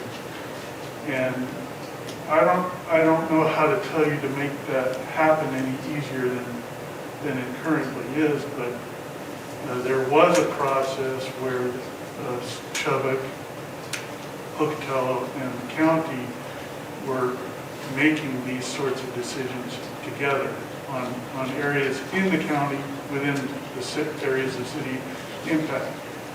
We thought that was an appropriate way of handling it. And what I would suggest to you is to find a way to get that situation happening again. Because that's, in our view, what needs to happen is to have the entities involved making those decisions. And this is just the tip of the issue, right? I mean, if you look at development over time throughout the entire valley, the Chubbuck, Bannock County, Pocatello area as a whole, this issue will just get bigger and bigger and bigger all the time. And it isn't appropriate anymore to behave as if we can just ignore septic output. That's what happens, right? People put them in and no one ever thinks about it afterwards, right? But it's having an impact every single day on the groundwater quality in our valley. And so you have to take these things and deal with them before they become too big of an issue. They are an issue already. That won't get smaller. So the city, in our view, needs to work in some way to get the county to cooperate with that whole process that has been abandoned now and get that moving again. That's an effective way of handling this. We have a question by Linda. Yes, so I wanted to commend you also on all of this work and everybody that was involved. This is tremendous, and as you know, it's very important to a lot of people in the city, community members, but also to at least several of us on the council. This is a high priority. So I did want to comment, one of the things that I really like to see in the presentation, and I like to see that you're doing this, is, and I'm struck by what you're saying, because it's a huge problem and it only just gets bigger and bigger as we don't address it. So there are very clearly immediate issues and there's very clear next steps, but also knowing that we're looking, way down the road and the long term, and having some kind of a plan or approach that that will institutionalize water protection. That even if you have council members or elected officials that it is important to them to act, those people come and go. Even staff come and go. I want to see that the mindset of protecting our water and always putting that first and foremost in any decisions we make, that just becomes something that our city does. And that it kind of transcends all the people that come and go. So I like to see that there's a real long-range approach, and yes, we got to address the worst problems right away and do something in the short term, but we also need to have that long-range view that is kind of institutionalizing this issue and always putting it kind of first and foremost, because I think it just affects everything. So, and I couldn't agree more about pushing for and emphasizing the cooperation with the county and with the other cities in the area that you know, I mean, because it's all interconnected and anything one does impacts, you know, everyone else, and therefore we need to be working together on this. But I love that Pocatello is kind of really taking a lead here and pushing this issue forward. So thank you very much. Yeah, I've got a couple statements and then a question. I lived in a community in another state where the state prioritized the accumulated populations more so than the rural. And they were able to have, I think it was 10-mile area impact around the city if something was happening that was detrimental to 50,000 people versus 15. The city had primacy, and they were able to negotiate, is probably the best word, that the sewer systems that were going in had to be upgraded to packaging and, you know, all that. And this was 30, 40 years ago that this community was looking at that because they were seeing the influx of nitrates by the water flow into the city wells, and the city was being direly impacted. So that's one comment. I think this is much bigger than just Pocatello. I think we see places all over Idaho where this is going to be an issue. So that's a comment. Second comment I had was about the 1,600, I think my number's 1,600 identified septic tanks. There's 300 in one place and 500 in another place and 800 in another. I think that was what I kind of got off your chart. And that doesn't include, you know, what's in Chubbuck, it doesn't include what's on the west side. We just, this is just in your identified thing. So what we're dealing with is the impact of, theoretically, 1,600 plus, I know their estimate, 1,600 plus septic tanks. So I want to kind of get that out there. So the other part of this was the Alameda effect. You were saying that you believe some of these wells are starting to cure themselves because of the effect of the sewer system going to or the septic tanks converting to water treatment plant has slowly allowed that to leach out, and it's nature correcting itself. We have at least 1,600 septic tanks that are storing nitrates to leach in someday into our system. I mean, that's the cause and effect type of thing I see. It seems like we would be proactive if we really were to say, first of all, and this is not an issue for you guys, I don't think we should be allowing any new septic tanks within the city limits. Second of all, I think we ought to be advocates of how back to the county and other jurisdictions, you know, if we had a comprehensive long-range plan, this is an issue that the city should be carrying way beyond itself. It should be carried to the state, and the state should be looking at how they work to coordinate a response to people. Because I see crises we can be somewhat proactive here, but we can't control everything. And the other side is, I think that northern plume of the Upper Valley, part of it, I think they've got that contamination that's spreading down, and I don't know how they've mitigated. I know that Fort Hall put in a water system to help mitigate against the pollution that plume is doing out there. I think they drilled a well up high for their water system. I think they've done several things to help mitigate, but that's another form of increment. And I know that the Fort Hall mine landfill is out there, and I don't know what that will do someday. I mean, we've already had an effect, but I don't know what it will do someday. I'm going to just quickly address that comment because I think just to contextualize the other contaminants, which I don't have any pretty graphics for you, but as part of this, we dug into what are our major contaminants. We went through a source water protection plan document and sort of said there's a whole host of things that could be contaminating our valley. What is actually a threat? So this is the big one that's sort of not being addressed.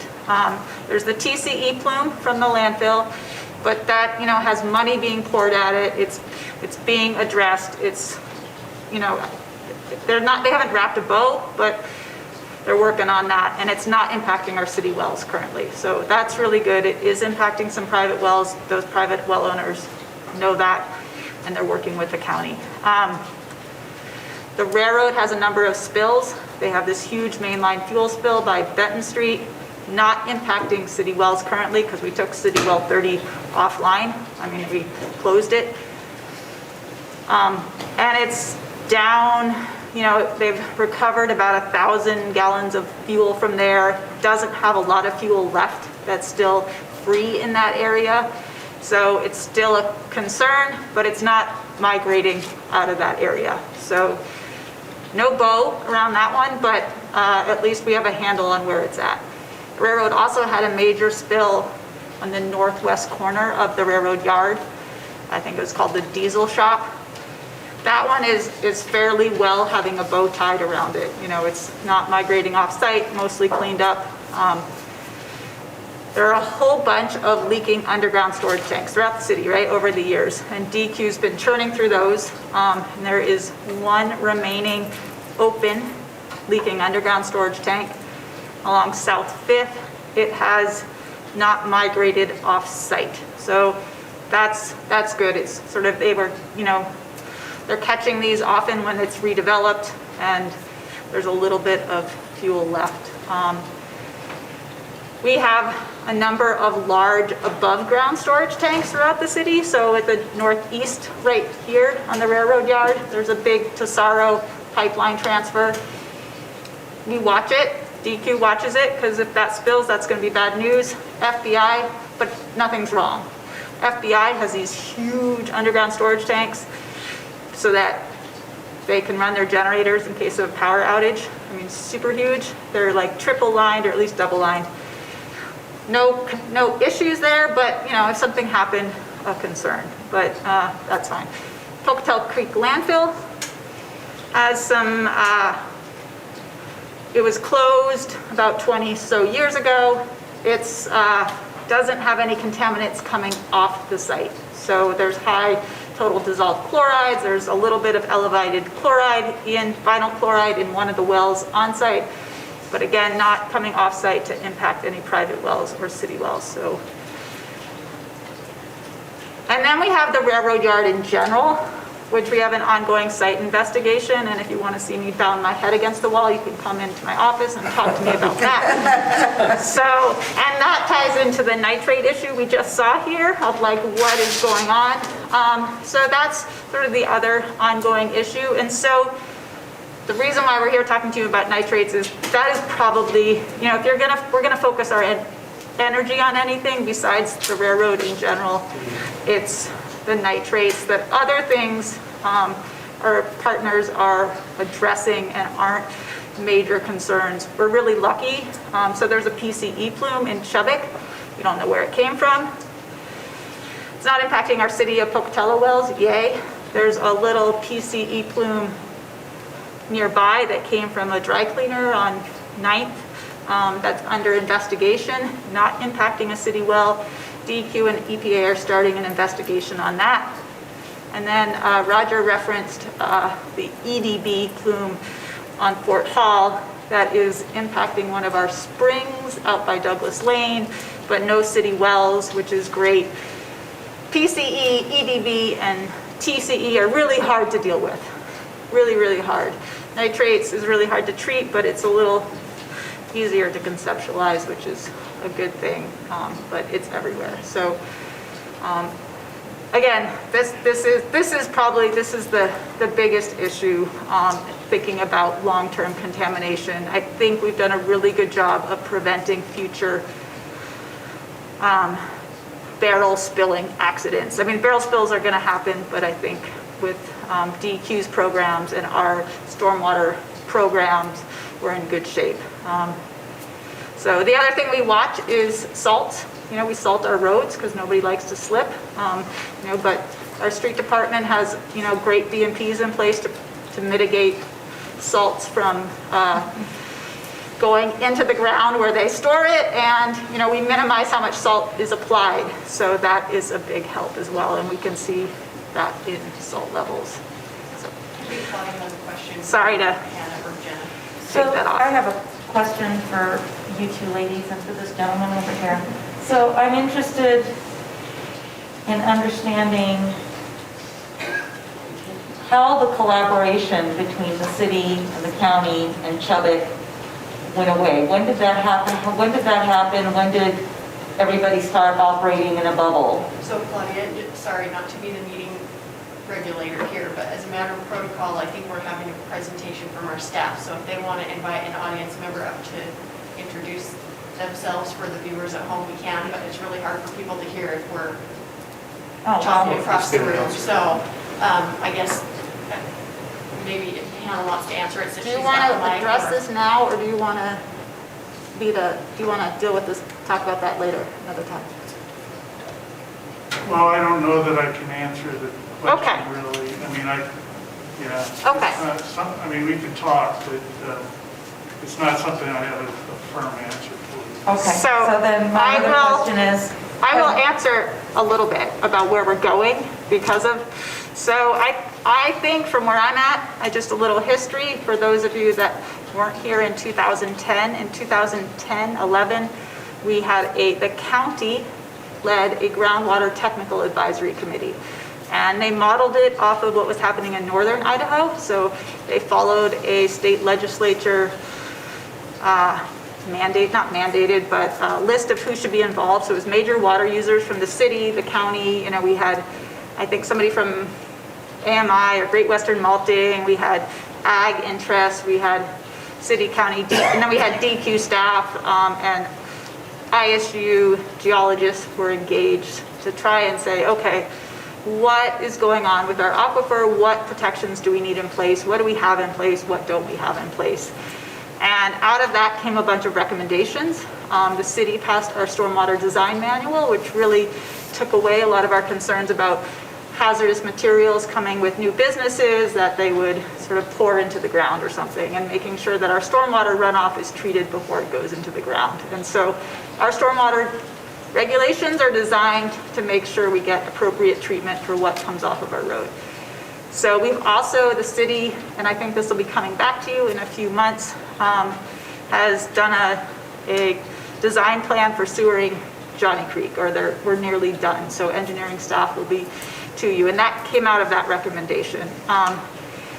The county and Chubbuck had a bunch of things they were working on, which was really, I think, extending the sewer line in Chubbuck came out of that, and I have not revisited what has happened in the Chubbuck and the county so much.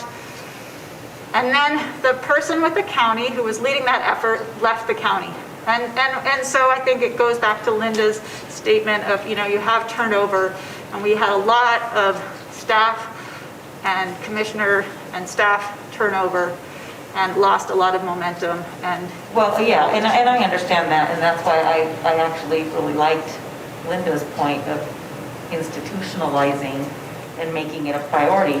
But I guess my question is, have you made this type of presentation to the county, to the commissioners? You guys are second, I think, really the first. I mean, this is our starting spot, basically. So we presented it to some watershed groups, or Jenna has, and then need to start taking it around the So you intend on community. presenting it to the commissioners? We have not generated our whole list, but they would be on my list of figuring out, Because it just seems logical to me that we can't protect our water without cooperation from the county, and we really need to work on figuring out how to get that collaboration back. And I just think that education in this form is, and so one of the proposals here is to reinstate that technical advisory committee and say, okay, now knowing what we know, given the new people in the room, given what is feasible. So, here's where we want to get to, what are our feasible options? How do we, as I think many of you have pointed out, how do we institutionalize it so, you have a staff turnover, it doesn't drop off, and keep that momentum going. And so that is, item 3 is, yes, where we'd like to go. I expect it'll probably take about a year to get that committee up and running, because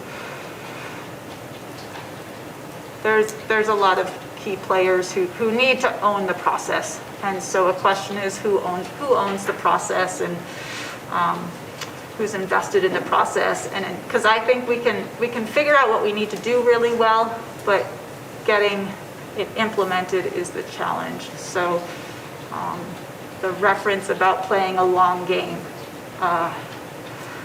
yes. so is it very good point. simplistic of me to say that, it probably is, quit laughing, is The Barney moment. because this is totally a Barney moment, but is it possible for the city and the county to take one small step and say, any new septic system, any new septic tank system, whatever we call it, that goes in has to have the filter, has to be, I don't know, wrapped in aluminum foil, whatever it takes to mitigate. I mean, is that a small step that we can take that would start moving us in a better direction? I'll let Jenna jump in and after I talk, but it is my understanding that determination falls to the Southeast Idaho Public Health to make that determination about what kind of septic tank. Even within the city limits? Yes, but I could be, Region. I hadn't thought about it for the city. Okay. But my knowledge is that any new development is sewered in, correct, Jeff? So, no. Well, In the city? yeah, It's if there's sewer within a feasible distance, then they're sewer connected to the sewer. So from our perspective, that is a small step. Hey, yeah, let's just require everybody to have the enhanced septic tanks. But requiring the other entities to get on board with that has proven to be a larger step. That's something we're working towards. Sorry. Was this your question that you had? This is a different question, but does the city have the capacity to say within its city limits, there will be no new septic tanks? We require that if they're within 300 feet of a sewer line, they have to connect on. Right, and how many theoretically, and I know I'm asking you a question you can't answer specifically, so given what you know about the city and development potential,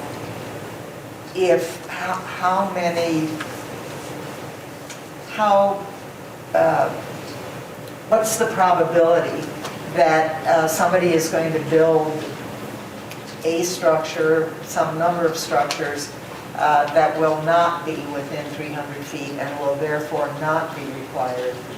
I don't have that answer, but I would predict that the number would be very low.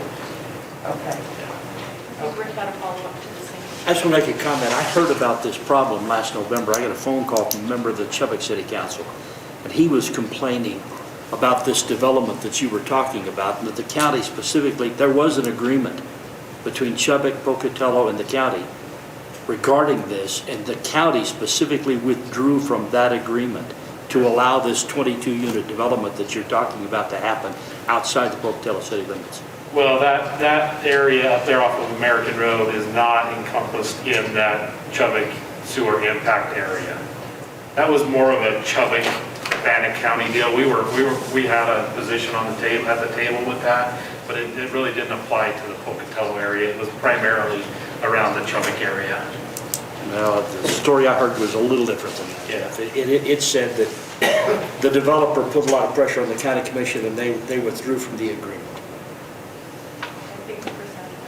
Well, it seems, no, I was just going to comment on that. It seems that at that point, our legal department should be able to do something for the citizens of this city if the county's backing out of an agreement that is going to prove to be detrimental. And we can certainly, I think, come back to the council, and I would say part of this preparation for working with regional governmental partners is going to be preparing to answer all of these questions. And so rather than solving it now, because I think you're starting to reach the point where we're all saying, I mean, I know I'm about to just answer every question shooting from the hip, that we start this process of developing these matrix, and as you have questions, you shoot them to us of things that you have ideas, you're like, can this happen? So we can start to do that, because that's what Jenna has been following, every rabbit hole. Like, could it be the Ross Park? Could it be the zoo? Could this be the solution? And she jumps in and finds the answer, and so we can say, well, no. It's the rock chucks. I think that's a very good point, Hannah. So I think right now, Yeah, I just wanted to say, kind of, it follows up a bit on what Linda said about institutionalizing, but I'm hoping that one of the things that council can do to help embed all the work and long-range planning that you and a number of other departments are doing, I'm hoping that we can begin to develop a citywide long-term strategic plan.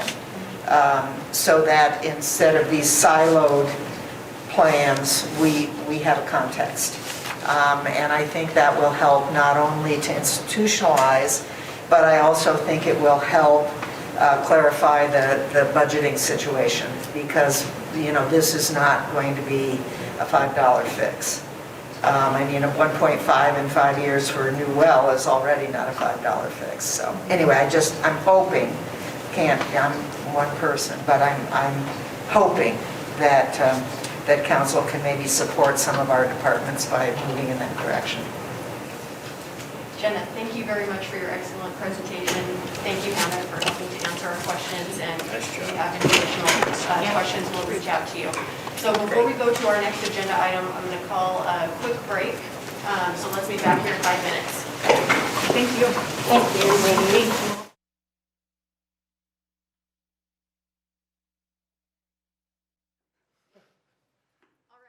Back after our break, we are on agenda item number 5, which is the Alameda Jefferson Beautification Project. We have engineering staff available to give a presentation regarding design concept and corresponding cost estimate for the project as requested during our last meeting on October 15th.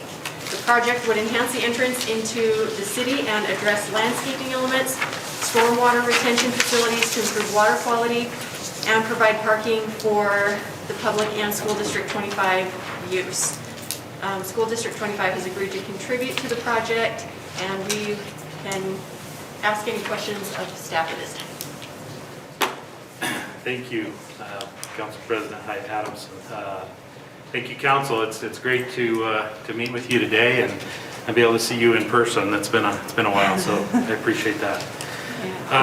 My name is Jeff Mansfield. I'm the Public Works Director and City Engineer for the City of Pocatello. I'm joined here today by Merrill Quayle, Maggie Clark, Jen Flynn, and Tom Kirkman. And today we want to discuss the Alameda Jefferson Beautification Project. So we're pretty excited about this project. As Public Works, that's what we do. We like to make things better. We like to fix things. We like to enhance things. And so this is a pretty exciting project for us. I'd like to start out by thanking the team that helped put this presentation together. There was a lot of hours put together for design, for cost estimates. Maggie was here very late last night working on these figures that are before you. And so I just want to thank everybody for their cooperation and participation with this. So the project we're going to be talking about, or the parcel we're going to be talking about today, is a 1.3 acre parcel located on the northeast corner of Alameda Jefferson intersection. And it's directly across the street from the Tyndall Elementary School. It is this property located right here, and then here is a street view of that property. So you could tell it definitely is not the most aesthetic looking piece of property. Next slide. So to give you a little background on this property, the property was originally purchased by the city of Pocatello in 2014 to incorporate into the Alameda Jefferson intersection project. The project was purchased utilizing FHWA funds, for which the city had a 7.34% match commitment. There were two primary reasons for purchasing this property. The first was to have additional property to incorporate into the design alternatives, and the second was to control access at a very complex intersection. None of the proposed alternatives were selected at the time, and the city moved forward with a road safety audit and a safety improvement project. As a side note, since construction, we have noticed a significant decrease in both the number and severity of accidents at the intersection. Since that time, the property has sat primarily unused with no trespassing signs. It is currently blocked off with concrete barricades due to vehicles cutting through the property, which creates safety issues. We have also received numerous complaints from neighbors regarding dust issues in the area. Next slide. So why are we here today? If you recall, at least 2/3 of the council was on the council at that time. But in 2019, the council undertook a citywide effort to identify areas throughout the community where improvements could be made. This was one of the areas that was identified that could be improved. A conceptual design was presented to the council at the council clarification meeting on October 15th, 2020. Council requested staff to work on a design and a cost estimate for the project. Due to the fact that there is a mutual benefit to both the city and School District 25, staff requested the school district to participate in 50% of the cost. Due to budget constraints and uncertainties with future funding, the school district committed to paying $25,000. So we've received a letter from the school board with that commitment. Next slide. So, there are multiple aspects incorporated in this project. I want to make it clear that this is not just simply a parking lot. We've received a lot of, I've done a couple of media interviews with the Idaho State Journal and with one of the news stations, and it kind of got portrayed that this was just going to be a large parking lot. And there was a lot of comments on those articles. And we've also received some emails from some citizens, both in favor and opposed to this project. And so we tried to incorporate a lot of those comments that we received into this design. So the first thing I'd like to talk to you about with this concept is the landscaping. This will include a combination of xeriscape, sorry, Maggie corrected me yesterday, xeriscape, ornamental and perennial plants, grasses, and trees. Ultimately, it will improve the appearance of one of the major entrances into the city of Pocatello. So you've got a copy of the design there in front of you.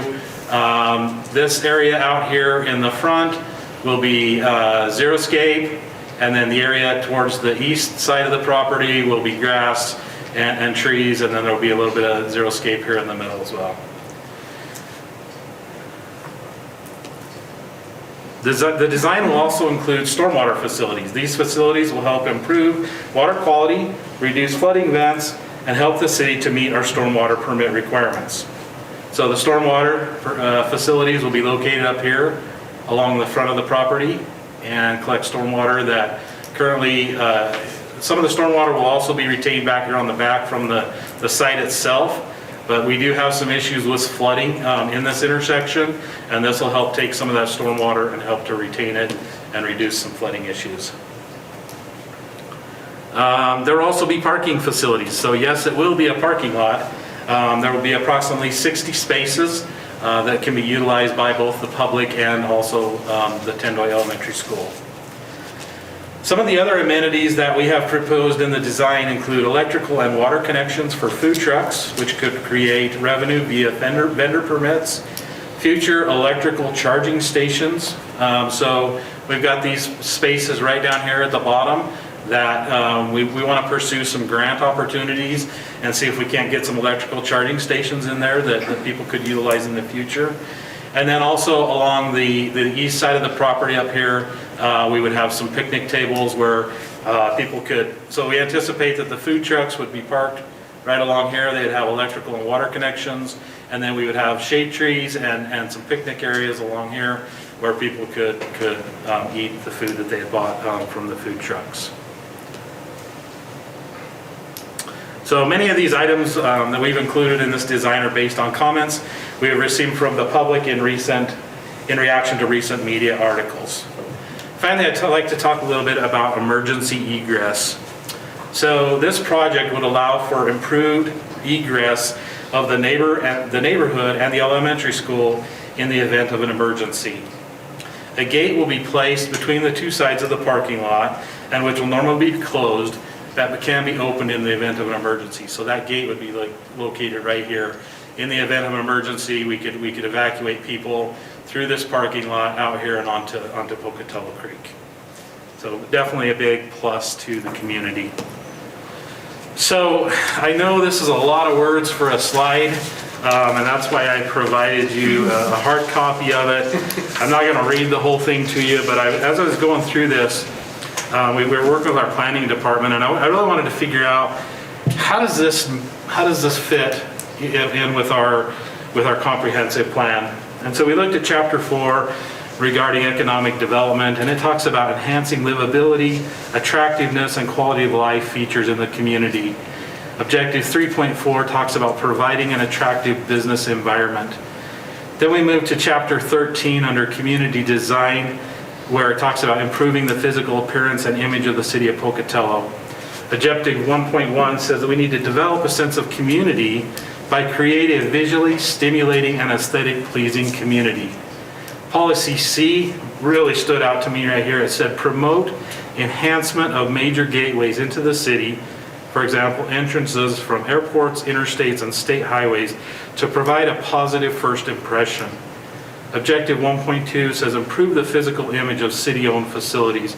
I have a hard time going out to a business and telling them that they need to step up the appearance of their business or their lot or their property when we're not following that guidance ourselves. So I think that we have to kind of set that standard. And then finally in Objective 1.3 it talks about promote and encourage aesthetically pleasing approaches and entryways into the city through street design, landscaping, and signage. So I think the council really hit the nail on the head here when they did their citywide assessment and they identified this was an area that needed improvement. I think it falls right in direction with where we're at with our comprehensive plan. So in discussions regarding this project with the planning director, he's indicated that this site can be identified as a recreational area versus a parking lot. And I'll discuss what some of the implications are about that a little later in the presentation. Next slide.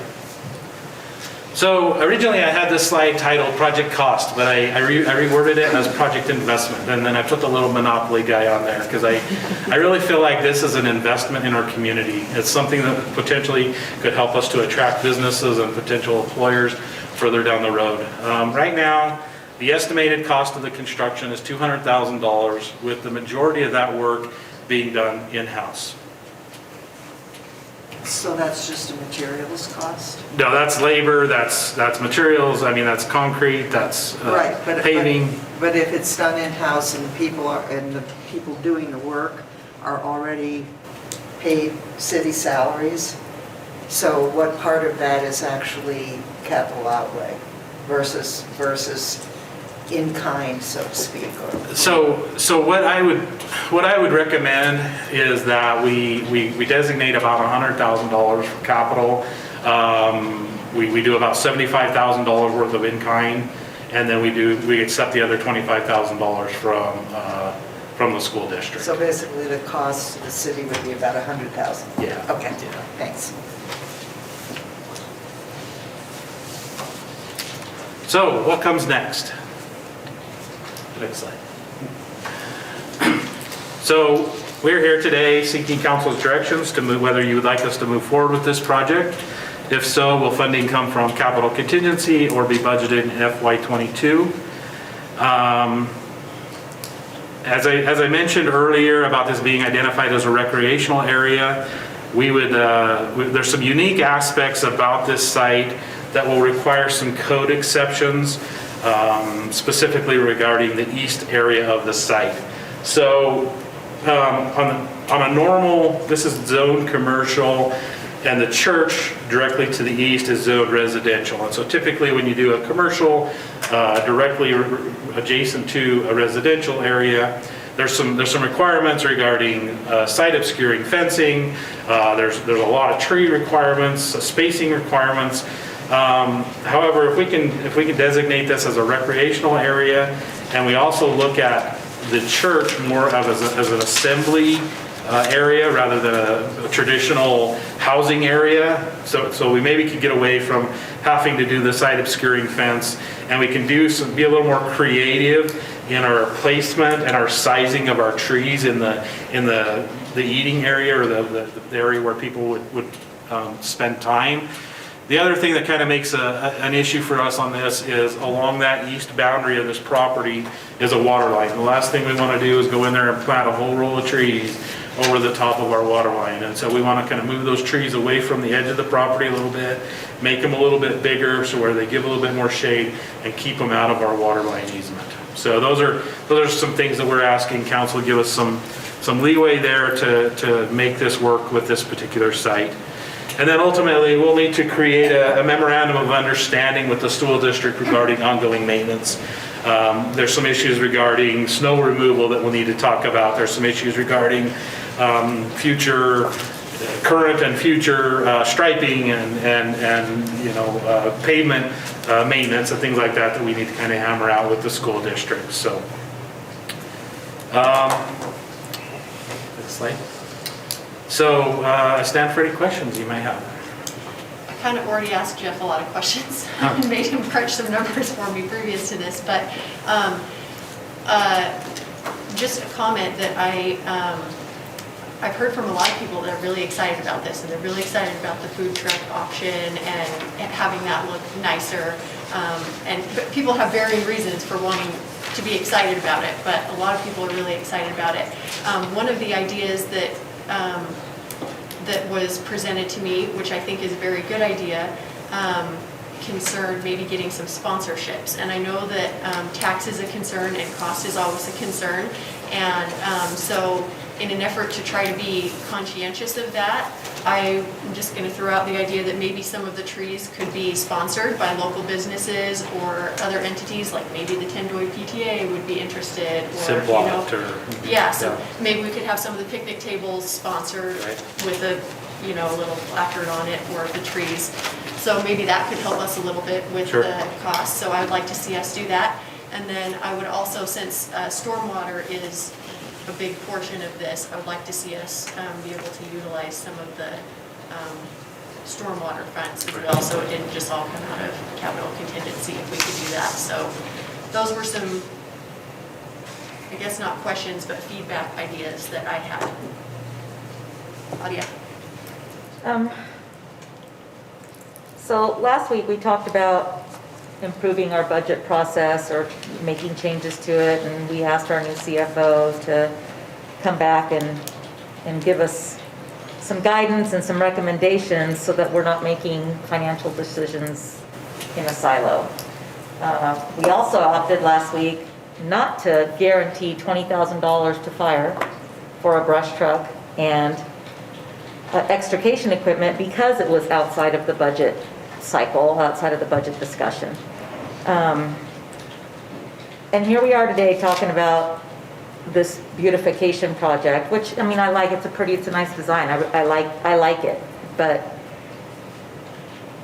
I guess now that I know, I was gonna ask, where did this all originate from? And now I know it was the 2019 council.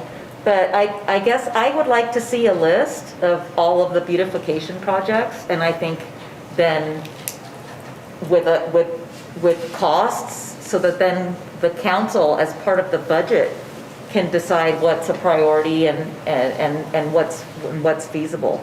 I'm concerned about ongoing costs. Once we put picnic tables there, they're not gonna last forever. They're gonna have to be maintained and replaced. Clearly, there's no agreement with SD 25 as of this point for maintenance. They're only giving $25,000 out of a $200,000 project, which is primarily going to benefit them. And I remember in October, I asked you why we couldn't just sell this property, and you told me it was because at some point, Pocatello Creek Road is going to need to be widened, and that we didn't want to sell the property because we didn't want to have to buy it back at a higher price. So, and I understand that, but I have a very difficult time spending $200,000 of taxpayer money on a temporary project. Because this is temporary, because if it's not, then we should just sell the property and have it developed. But if we're gonna keep it because we're gonna have to use it, that means all of this is gonna get torn out. And to me, it's disrespectful to spend that kind of money on something that's temporary in this current climate and outside of the budget. And quite frankly, I'm a little embarrassed after last week's meeting to even be discussing this project today. So that's just me. Does anybody else have a question? I just feel that, and I've been thinking a lot about this based on the emails that we've gotten, and we did get some that were opposed to it. We also got a number of emails that were very excited about it. But I think that a couple of things I would say about that. I mean, the word temporary, I struggle with that. It's not like we're going to do this and then next year we're going to rip it all out. Temporary can be years. But I also understand we just bought the property in 2014. To sell it, I think would be short-sighted, because then, you know, if it is 10 years from now and we need to buy it back, we're going to be buying it back at a lot more money. And so we're only looking at now, we're not looking at what the cost would be down the road. We're sort of kicking that cost down the road. So I think we have to take all those things into consideration. But I also think even if we are eventually going to use it for something else, to have it just sit there as an eyesore, as a dust patch, as, you know, a problem for stormwater. I mean, there's all sorts of things that are related to it being unused and I was going to say developed. I mean, just that it's sitting there as a dirt patch. And it's a primary entrance into the city. And I think, you know, what we're reading here, as far as our comprehensive plan and our goals, that is really important. If you look at all the major entrances into Pocatello, I mean, pardon me, but they ain't that pretty. And I think that that is a problem. It affects economic development in the city. Who's going to want to come here and, you know, move their business here, all those things. So to me, to just look at this as a waste of money because eventually we're going to do something else with it, I don't look at it that way. And I think it's very important to make a distinction. I'm really troubled with the word spending, that we're using that all the time. And I think we need to look at this more as investing in our community. And there are things we can do that are an investment that will have other positive effects or impacts. And you have to weigh all those things. It's not just random or reckless or wasteful spending. It's investing in the future. And I don't agree that the school district is the primary beneficiary of this project. The way that this is proposed, I think that is very beneficial in many different ways, as we've just talked about, to the city. I think the bigger benefit is to us. So I know the school district is, of course, always struggling for funds. I feel like 25,000 from them is actually quite good. So I don't really have an issue with that. I think that, you know, if they can contribute, there is some benefit to them, but I think the primary benefit is to us. So, and ultimately, it's our property in the long run.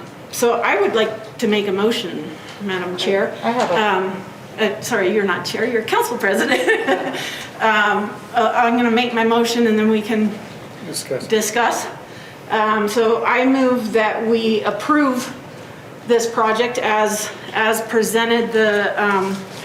Let me just get my numbers correctly here. So I move that we take 100,000 from capital contingency. Now, I want to say with the qualification, if we can get some sponsorships that would lower that amount, I'd be open to that. But let's just say for now, 100,000 from capital contingency, the 25,000 from the school district that they have committed, and then 75,000 from our street department. They have the funds, and that would be kind of in-kind funds to help with this project. And that comes to the 200,000. And then anything that you can get in terms of sponsorships, if you can lower the 100, that would be great. But I move that we fund it in that way and approve it and move forward. And any legal documents that need to be signed, whatever goes with that motion. Sorry. Second. Okay. Just a comment as a point of discussion. I think you made a good point about, you know, the major areas. We just barely had Teresa McKnight from Ready come and tell us her concerns and her desire for us to improve and beautify and make this better and increase economic development in that way. And so I think if we're going to commit tax dollars to fund Ready, we should definitely take that advice and run with it. So, and we've been hearing that from people for a long time now, so I feel like this addresses it. I did want to make one other comment real quickly, that some of the emails suggested that this was sudden and secret, and I can honestly say that it was neither. We have been discussing this in public meetings for well over a year. So it was not secret in any way, and it was not sudden. And I just wanted to put that out there. Okay, do you have any other discussion? Yes, Jeff. So if I may, just a quick comment about Claudia's concerns there. So we've designed this, if we anticipate that when this improvement does happen to the intersection, which I have no idea if that's going to be 5 years, 10 years, 20 years down the road, the improvement that we already made to the intersection has had great impact. I mean, I can't remember the last time I've seen traffic backed up into the intersection. So it's actually doing really well. So I can't predict when we need to make these improvements. However, what I anticipate is that it will probably just take a strip out of the west side along Jefferson. So I don't anticipate that any projects we do in the future would completely utilize the whole site. This could still remain there as a usable facility, even with the improvement. But Jefferson is the school and then residential. Are you talking about a eminent domain situation? No, the school district's already in their plan, knows someday they're going to lose part of that 10-to-1 parking Well, lot. yeah, but past the school is all residential. So Yeah, is that what we're talking about? I don't have a design for that. I mean, there was so many different design concepts thrown out there that I don't have one that I'm looking at saying, yeah, this is what we would do. But I don't envision anything that we do taking more than just about a lane worth of this property. The other, real quick, the other thing that we need to probably, I don't know this specifically, this was bought with FHWA funds. We paid a 7.34% match. And if we were to turn around and resell it, there's a very good possibility we would have to give that money back to FHWA. So. Okay, did you have a comment, Tanya? I do. So I don't disagree with a lot of what you said. I agree that you know, aesthetics are important and whatnot. I guess my biggest problem is having this conversation and making this decision outside of budgeting. We are a minute away from starting budgeting. Why can't we just wait and have this be part of the budget discussion?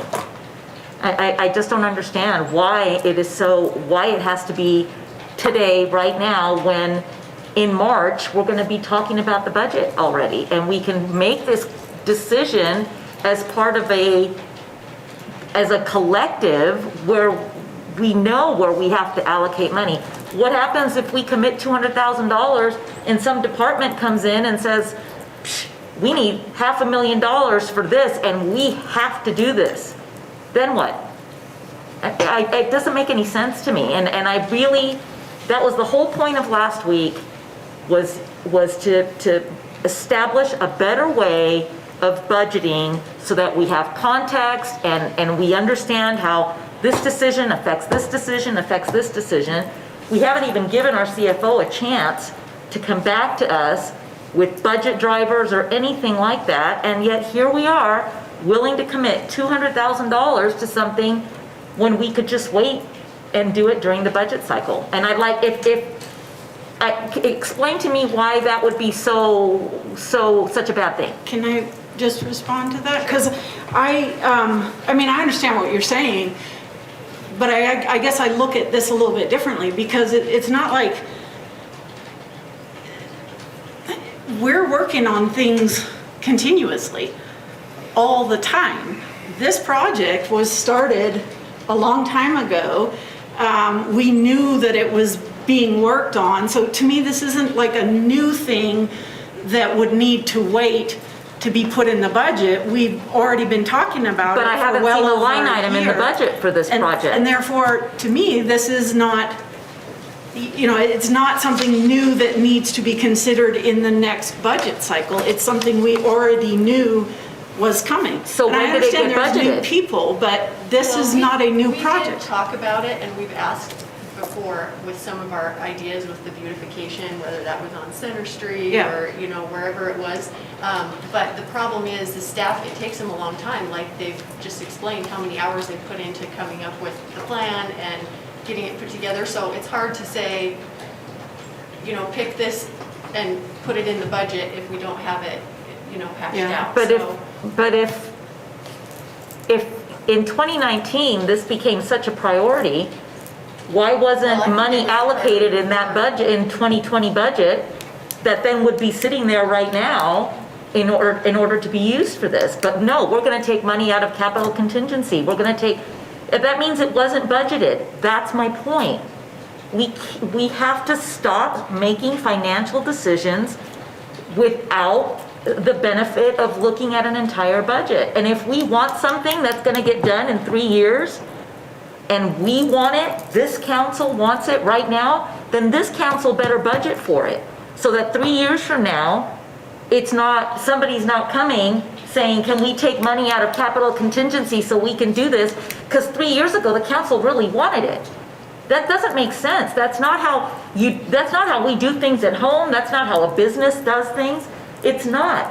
You make a plan, you make a decision, you set the money aside, and the money is there. That's not how this is working. That's my problem. Okay, Rick, did you have a comment? Well, just that, you know, we're talking about capital contingency funds from the 21 budget. If you wait to budget for this during the budgeting process we're going to go through, this project will be delayed at least 14 or 15 months. Yeah. Rather than getting it done this summer, it wouldn't get done until next year. And that's a whole year of that thing sitting vacant and looking ugly on one of our city's primary entrances.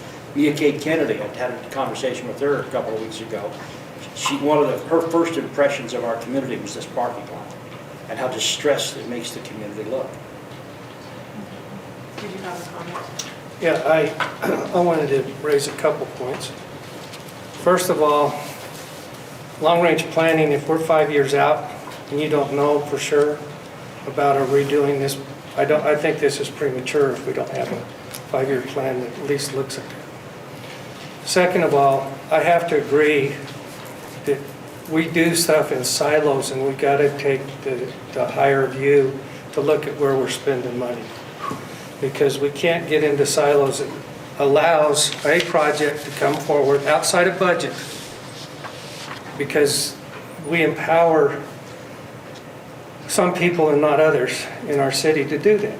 And so I really think this is a budget concern. It was listed in the slide. Do we do it out of capital contingency or do we do it out of next year's budget? I think it needs to be debated in a budget in a contextual place because I don't know that if it's better to do this or to do sidewalks. And $200,000 in sidewalks, I think in a lot of places would make our city much more attractive. So I think there are comparative things that we have to consider, and I think that's why we have a budget process. I don't think we come in and just isolate on this one thing today. Also, I don't think we've given a good answer to that neighborhood as to what the long-range plan is for Jefferson Street.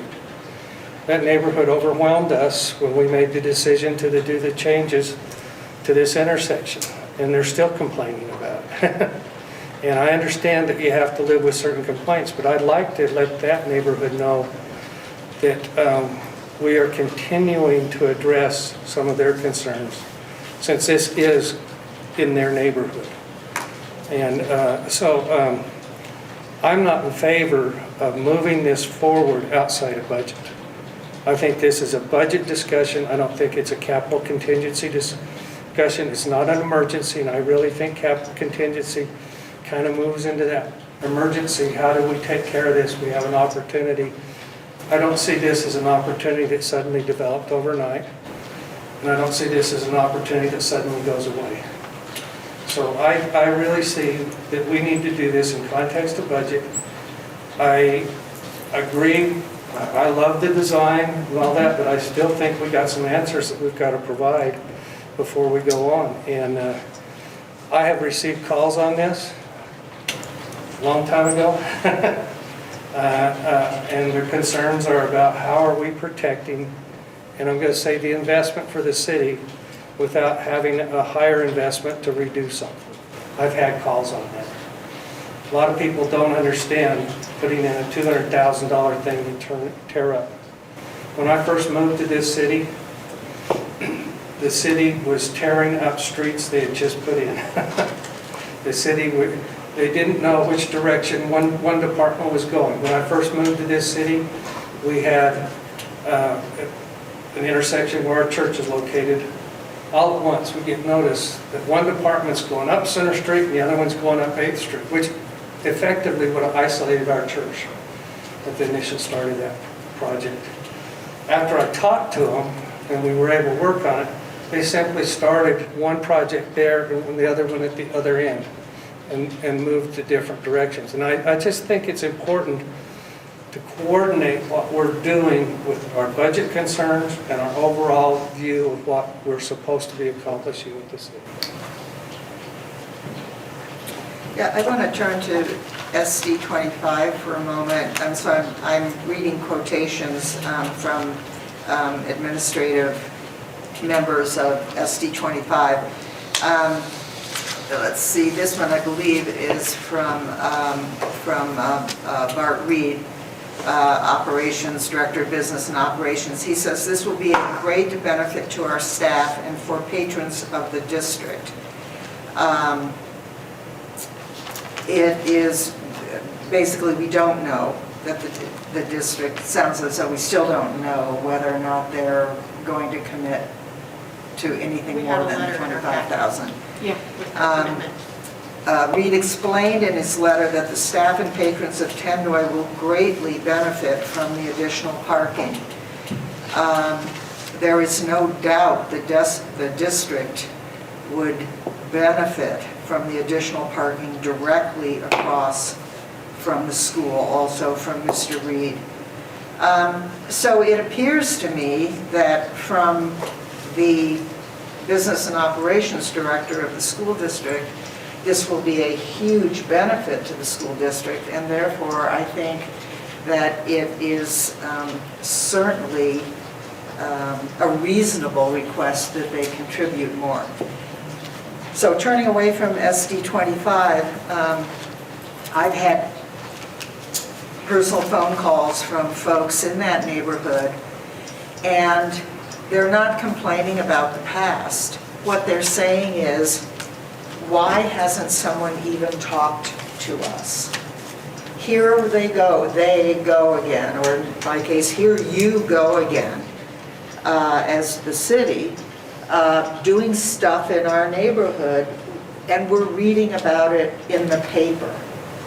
And we feel disrespected, we feel as though we don't exist because we pay our taxes and then the city does things in our neighborhood without, they make decisions before they've even reached out to us. And I can understand, and particularly with that neighborhood because of the difficulty of that intersection, which I mean, I understand. It's not that anybody took the lazy man's approach to that intersection. I get that. But that doesn't mean that that neighborhood doesn't have scars. And I think that this is the perfect opportunity to help bring them in and help demonstrate that some of their suppositions and their emotional experiences around the intersection are not just how the city does business. So I think we're missing a huge opportunity by not engaging that neighborhood in a thoughtful, thorough process.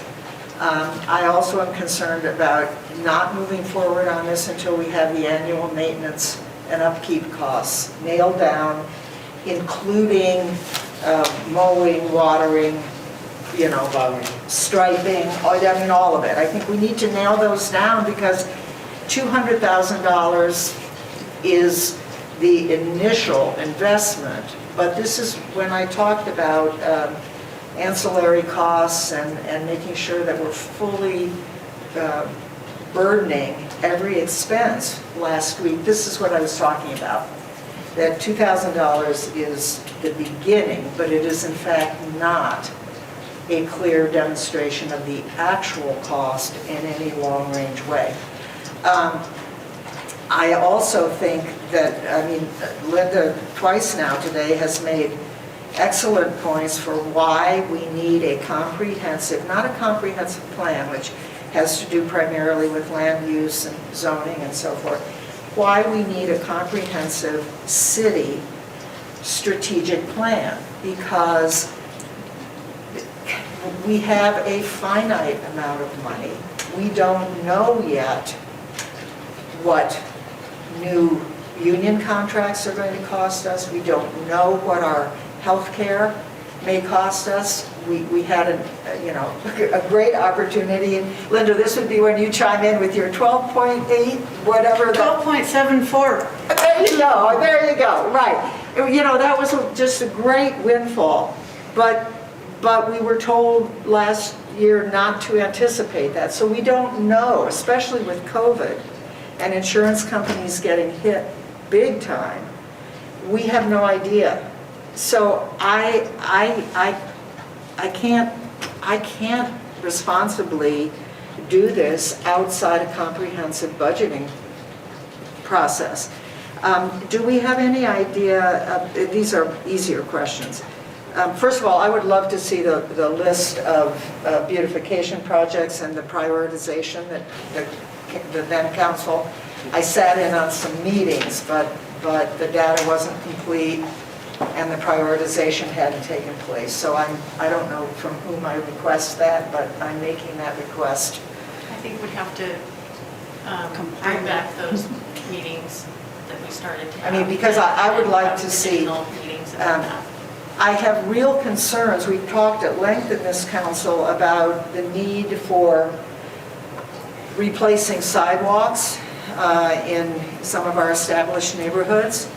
I'm concerned because when a property has an expensive, as I think Ricky would probably know this, but my concrete guy told me that the price for concrete has just, well, Tom, you would know, has just gone nearly doubled in the last year here in Pocatello. So we've got these folks who own properties with deteriorated, heaving, dangerous sidewalks, and those are life-threatening. We don't have adequate ramps. We have people in wheelchairs running their wheelchairs in the street because either the sidewalk isn't passable or they can't get, there are no ramps. We have visually impaired people who my heart stops when I see them trying to navigate these, places where I trip as a fully sighted person. So I need to make this decision within a context that includes a comprehensive view of citizen needs and priorities. I love it, it's beautiful, I'm all about pretty, but that's not my job here. My job is about maximizing, for me, my job is about maximizing the benefit at any given point for citizens. And I realize economic development, I've talked about that. This totally ties into that. I understand that. I just don't want to make this decision in a vacuum. Jeff, did you have some other And comments? would we have income from, do you have any idea about what, and this is my last question, any idea about the potential income from the food and beverage trucks, which I love, is a great idea. No, I haven't been able to dive that deep. Yeah. But, Well, Jeff, why not? Like you've got nothing to do. Thank you, President Adamson. Just a couple of comments here. So, Councilman Bray, you mentioned having a comprehensive plan and a strategic plan. So, with these FHWA transportation projects, they take a long time. Our Fund 70 budget goes out at least 5 years. And I'll tell you right now, this is not on that 5-year window. I'm working on Hawthorne Quinn. We're getting close to construction here in the next couple of years. But I started here in 2014, and it was already started when I got here. So that's how long these transportation projects take. And so for me to say when this is going to happen, just because of the way the funding goes and the way, as long as everything takes to go through FHWA, it may be 10, 15, 20 years out before something happens here. The other thing I kind of wanted to comment a little bit about, I just lost it. That happens to me all the time. Yeah. Oh, thanks. So you talk about whether to do it now, whether to do it later. You talk about, Councilman Bray talked about economies of scale and kind of piggybacking projects and things like that. So this fits perfectly within that. Our water department is going to be in this area doing water work on their water lines this year. And so what our schedule is that we could get in there at the exact same time. We could maximize ADA ramps, we could maximize replacement of storm drains, we could maximize lighting, we could maximize approaches and sidewalks, asphalt, not have to close the road down multiple times. So it really just dovetails right in with this other work that we're doing with the water department. And when is that scheduled? That'll be this summer. Yeah. So we do have time to talk about this during budgeting, because we can still take the money out of capital contingency before. Well, if we're gonna do this summer, we need to start getting contractors on board. We need to start the ball rolling so that we can be in there at the same time they're in there doing their I work. thought we were doing most of this in-house. Well, but like the curbing and things like that, some of the electrical, some of that stuff needs to be done by somebody else. So could we ask this?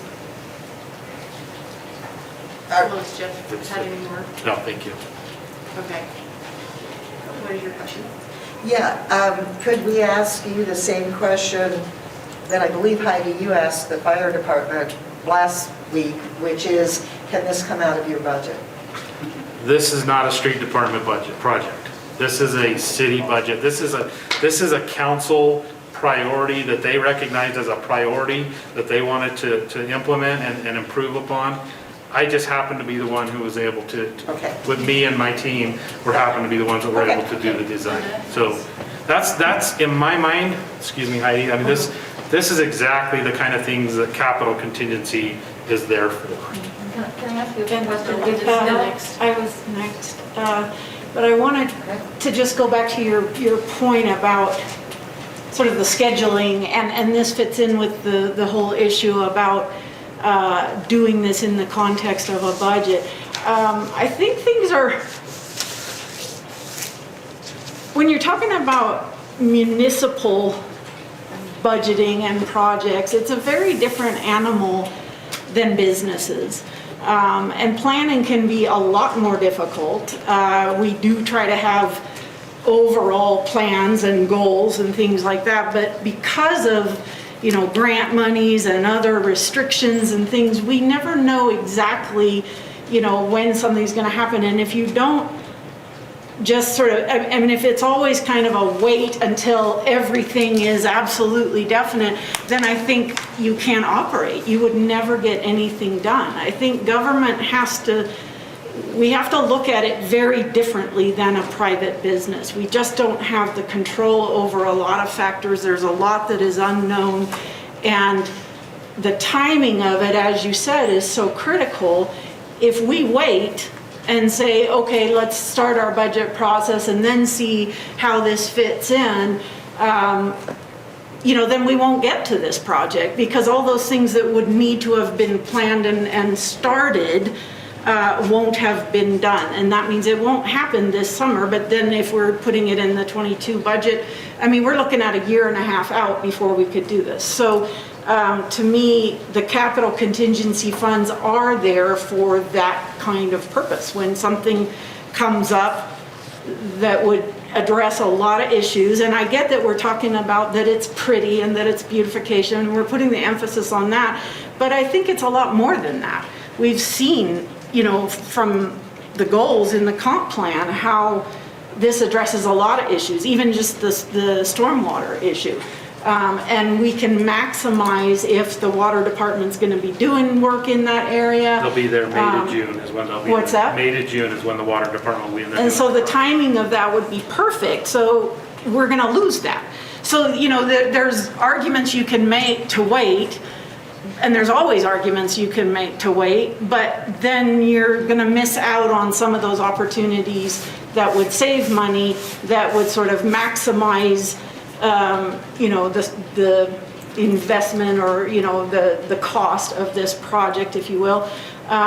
So I think when you're looking at budgeting and how to fund projects for a government entity versus how a private business operates, I think we really just need to understand how different those are and how much more fluid our situation is, and kind of we have to sort of go with that, and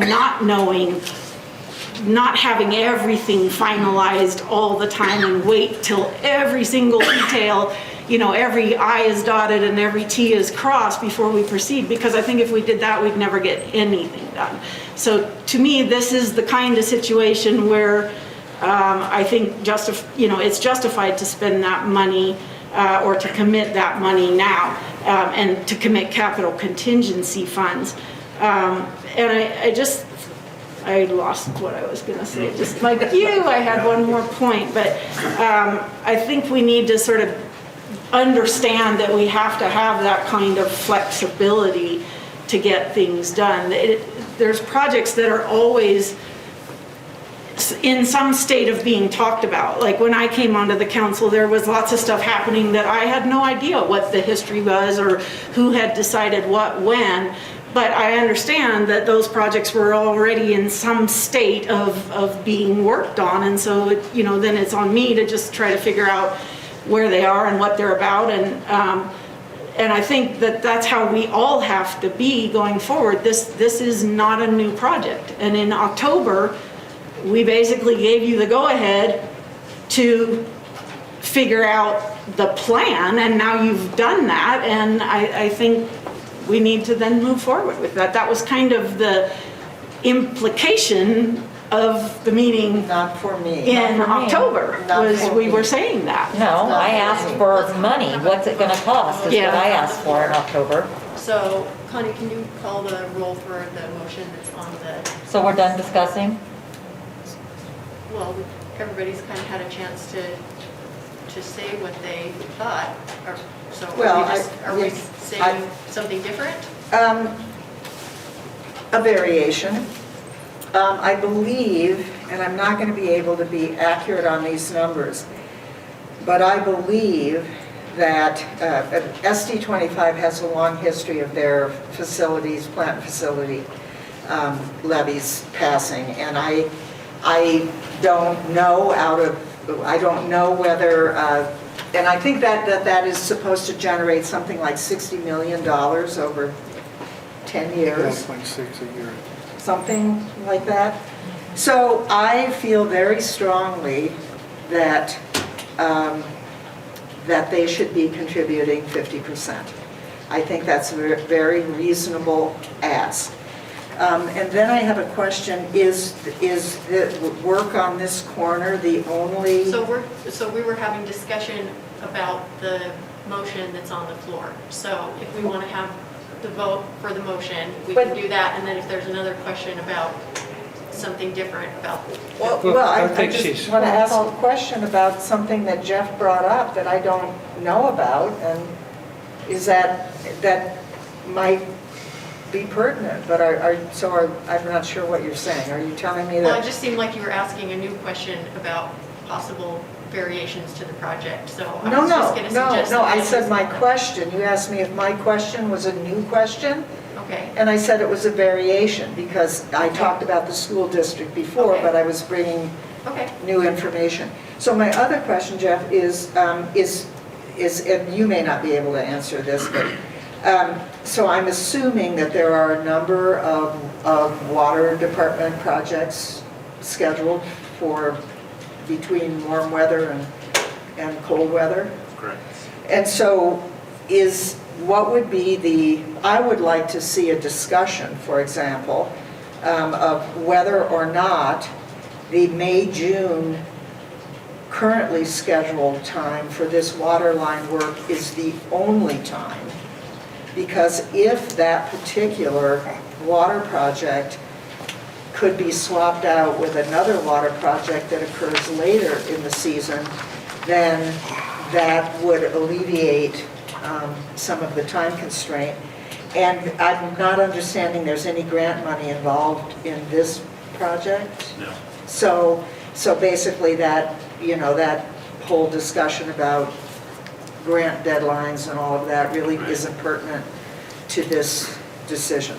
Yeah, they schedule their, Heidi, if I may, they schedule their water projects in coordination with other departments and size, and I mean, there's a lot of matrix that really goes into when they schedule their water departments. So I can't say that they could move it or not. I can't really dictate to that. I mean, but okay. But that's missing If I information. can speak to that. I can speak to the question, but I want to preface it with something. This year, I'm 32 years with the city of Pocatello. I generally sit, I do what we're said, we do there. I feel the frustration as much as you guys do. We give assignments 2 years ago, we've been working on this. The guy that drew the initial plan is no longer with the city now. So this has been going on for a while, and then we get to this point, and it's like, bam! It hurts. Second is the Alameda Jefferson project, the intersection project, FHWA project, was on the books for years. Came up. Council couldn't decide which way we were going to go, what plan. We went through 2 consultants. Poof, we wouldn't be here. Now we have to start over. It might be another 20 years before we do anything at that intersection. The answer to your question, the May-June time is picked because of the school district. For school and at that intersection, so that we do not disrupt the buses. We need a contingency time after that to see if it puts it into July if something happens. We cannot move that time for that project because we have to coordinate with everybody else. That's the stuff you don't see. Sure. That's why I asked. We spend hours and hours. Look at the timesheets. And I'm to a point, at this point, with this kind of stuff and the bickering in the community itself with stuff that's going on that people don't quite understand. They never come talk to staff. They never come to find out what is on our side and when we're going to stroke. So I just wanted to say that. I appreciate that time. I can sit down now. If you have more questions, I can answer that, but to answer that question is we I cannot move that appreciate that. project. Thank you. That's exactly why I asked, because I didn't know. Okay, let's go ahead and have the. Well, I have one thing to make. We've got the cart before the horse before with the school district. I'm not comfortable going into a joint thing with the school district until everything's defined. I don't think they've come to the table as much as they should with $25,000. I do think that we need to have, before we move on this, we've got plowed under a couple times with the SRO officers and others. The city has had to absorb what is essentially their program. I really think we need to have all of the MOUs in place before we can move forward with this. We need to know what they're going to do in terms of maintenance on the lot. We're going to have to know what they're going to do in terms of plowing that lot. You can get stuck plowing a lot. I know our church one year plowed 30-some times. And that's, you know, if we were hiring that done, it's a couple $100 a trip. So, you know, those are the kind of things that still need to be answered to me. I'm not at odds with this project. I'm at odds with it outside the budget, but it was suggested in your plan, not mine, that the budget could be an appropriate source for this. I really do have problems moving this forward until I know exactly at every level the district will participate. Because if we don't get that in an MOU, it will fall on us. And this falls along everything we try to do about anticipating what the ongoing costs will be. And so that's my position, and I really think it should be one we all take into account, because the project itself is defined, but we haven't defined the future out from the time this is completed. And I really think we have to do that. Let's go ahead and vote on the motion that's on the floor. Do I need to delete the motion? If anybody wants or can, raise your hand. I think we're fine. I think we got it. Lurick, Yes. Cheatham, Yes. Gray, No, Ortega, No. Stevens, I understand the staff frustration, but no. Adamson, Yes. Okay, so in this case, because we don't have the mayor here, a tie vote is a failed motion. So what I'm going to suggest, the reason why we instituted some of our council liaison and work session clarification meetings was because sometimes we acknowledged there were questions that came up. For example, your question about the school district and the memorandum of understanding, those types of things. So we understand that sometimes there are things that that arise in a work session that maybe the staff didn't know we were going to ask or didn't anticipate. So what I would suggest is that we can come back. The staff has heard kind of the concerns on both sides, so I would suggest that we come back at our next meeting and hopefully maybe we can have some further discussions. At that point, give everybody a chance to... what's our next think. meeting you're talking about? 18th? The 18th. our I think session. it's failed to come out of this group. And I don't think it can be carried out of this group to a meeting because it failed at a work study. I just texted the city attorney and he said that we can, Okay. so, I'm going to object to that. okay. Well, that would be my recommendation, is it was just an opportunity, I thought, to maybe get some further Yeah, clarification. but I on just things think it's and gonna what take Chris wanted longer to than a maybe week have to further get discussions everything with the school negotiated. district. I was gonna say, let's just, rather than saying, we're never gonna do anything ever, I think it would be a benefit to us to keep. We didn't say that. We said bring it in budget, first of all. Okay. Second Well, I think thing it we would be did, we okay said to we have us need talk to about it. negotiate Well, all the well, anyway, entrance. because that's what our work session clarification meeting is for, is to discuss things that we talked about during our work session. So that will be my suggestion. So I'll get with the school district and we'll see if we can't get some of the details ironed out regarding the MOU. And then we'll bring that back to you, to your clarification meeting. Okay, Yeah, that'd be great. $1 amount. Okay. Thank you very much, and I just wanted to say thank you to the staff for all of their efforts and work and, all of the hard work that you put into it. You've really done a great job. Did you have a question, Chris? No, I have a comment, which is, Merrill, whether you believe me or not, I do get it.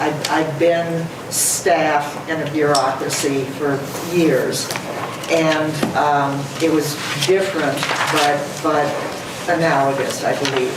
And so I understand that. And so the takeaway for me at least, and what I believe would be a good takeaway for all of us from what you said, which I think is completely valid, is that we as a council need to be incredibly clear when we ask staff to do something, because obviously Linda had a very different impression of what we were implying or not implying at the October meeting than I did. And the net result of that, the negative impact from our lack of clarity, falls directly on staff.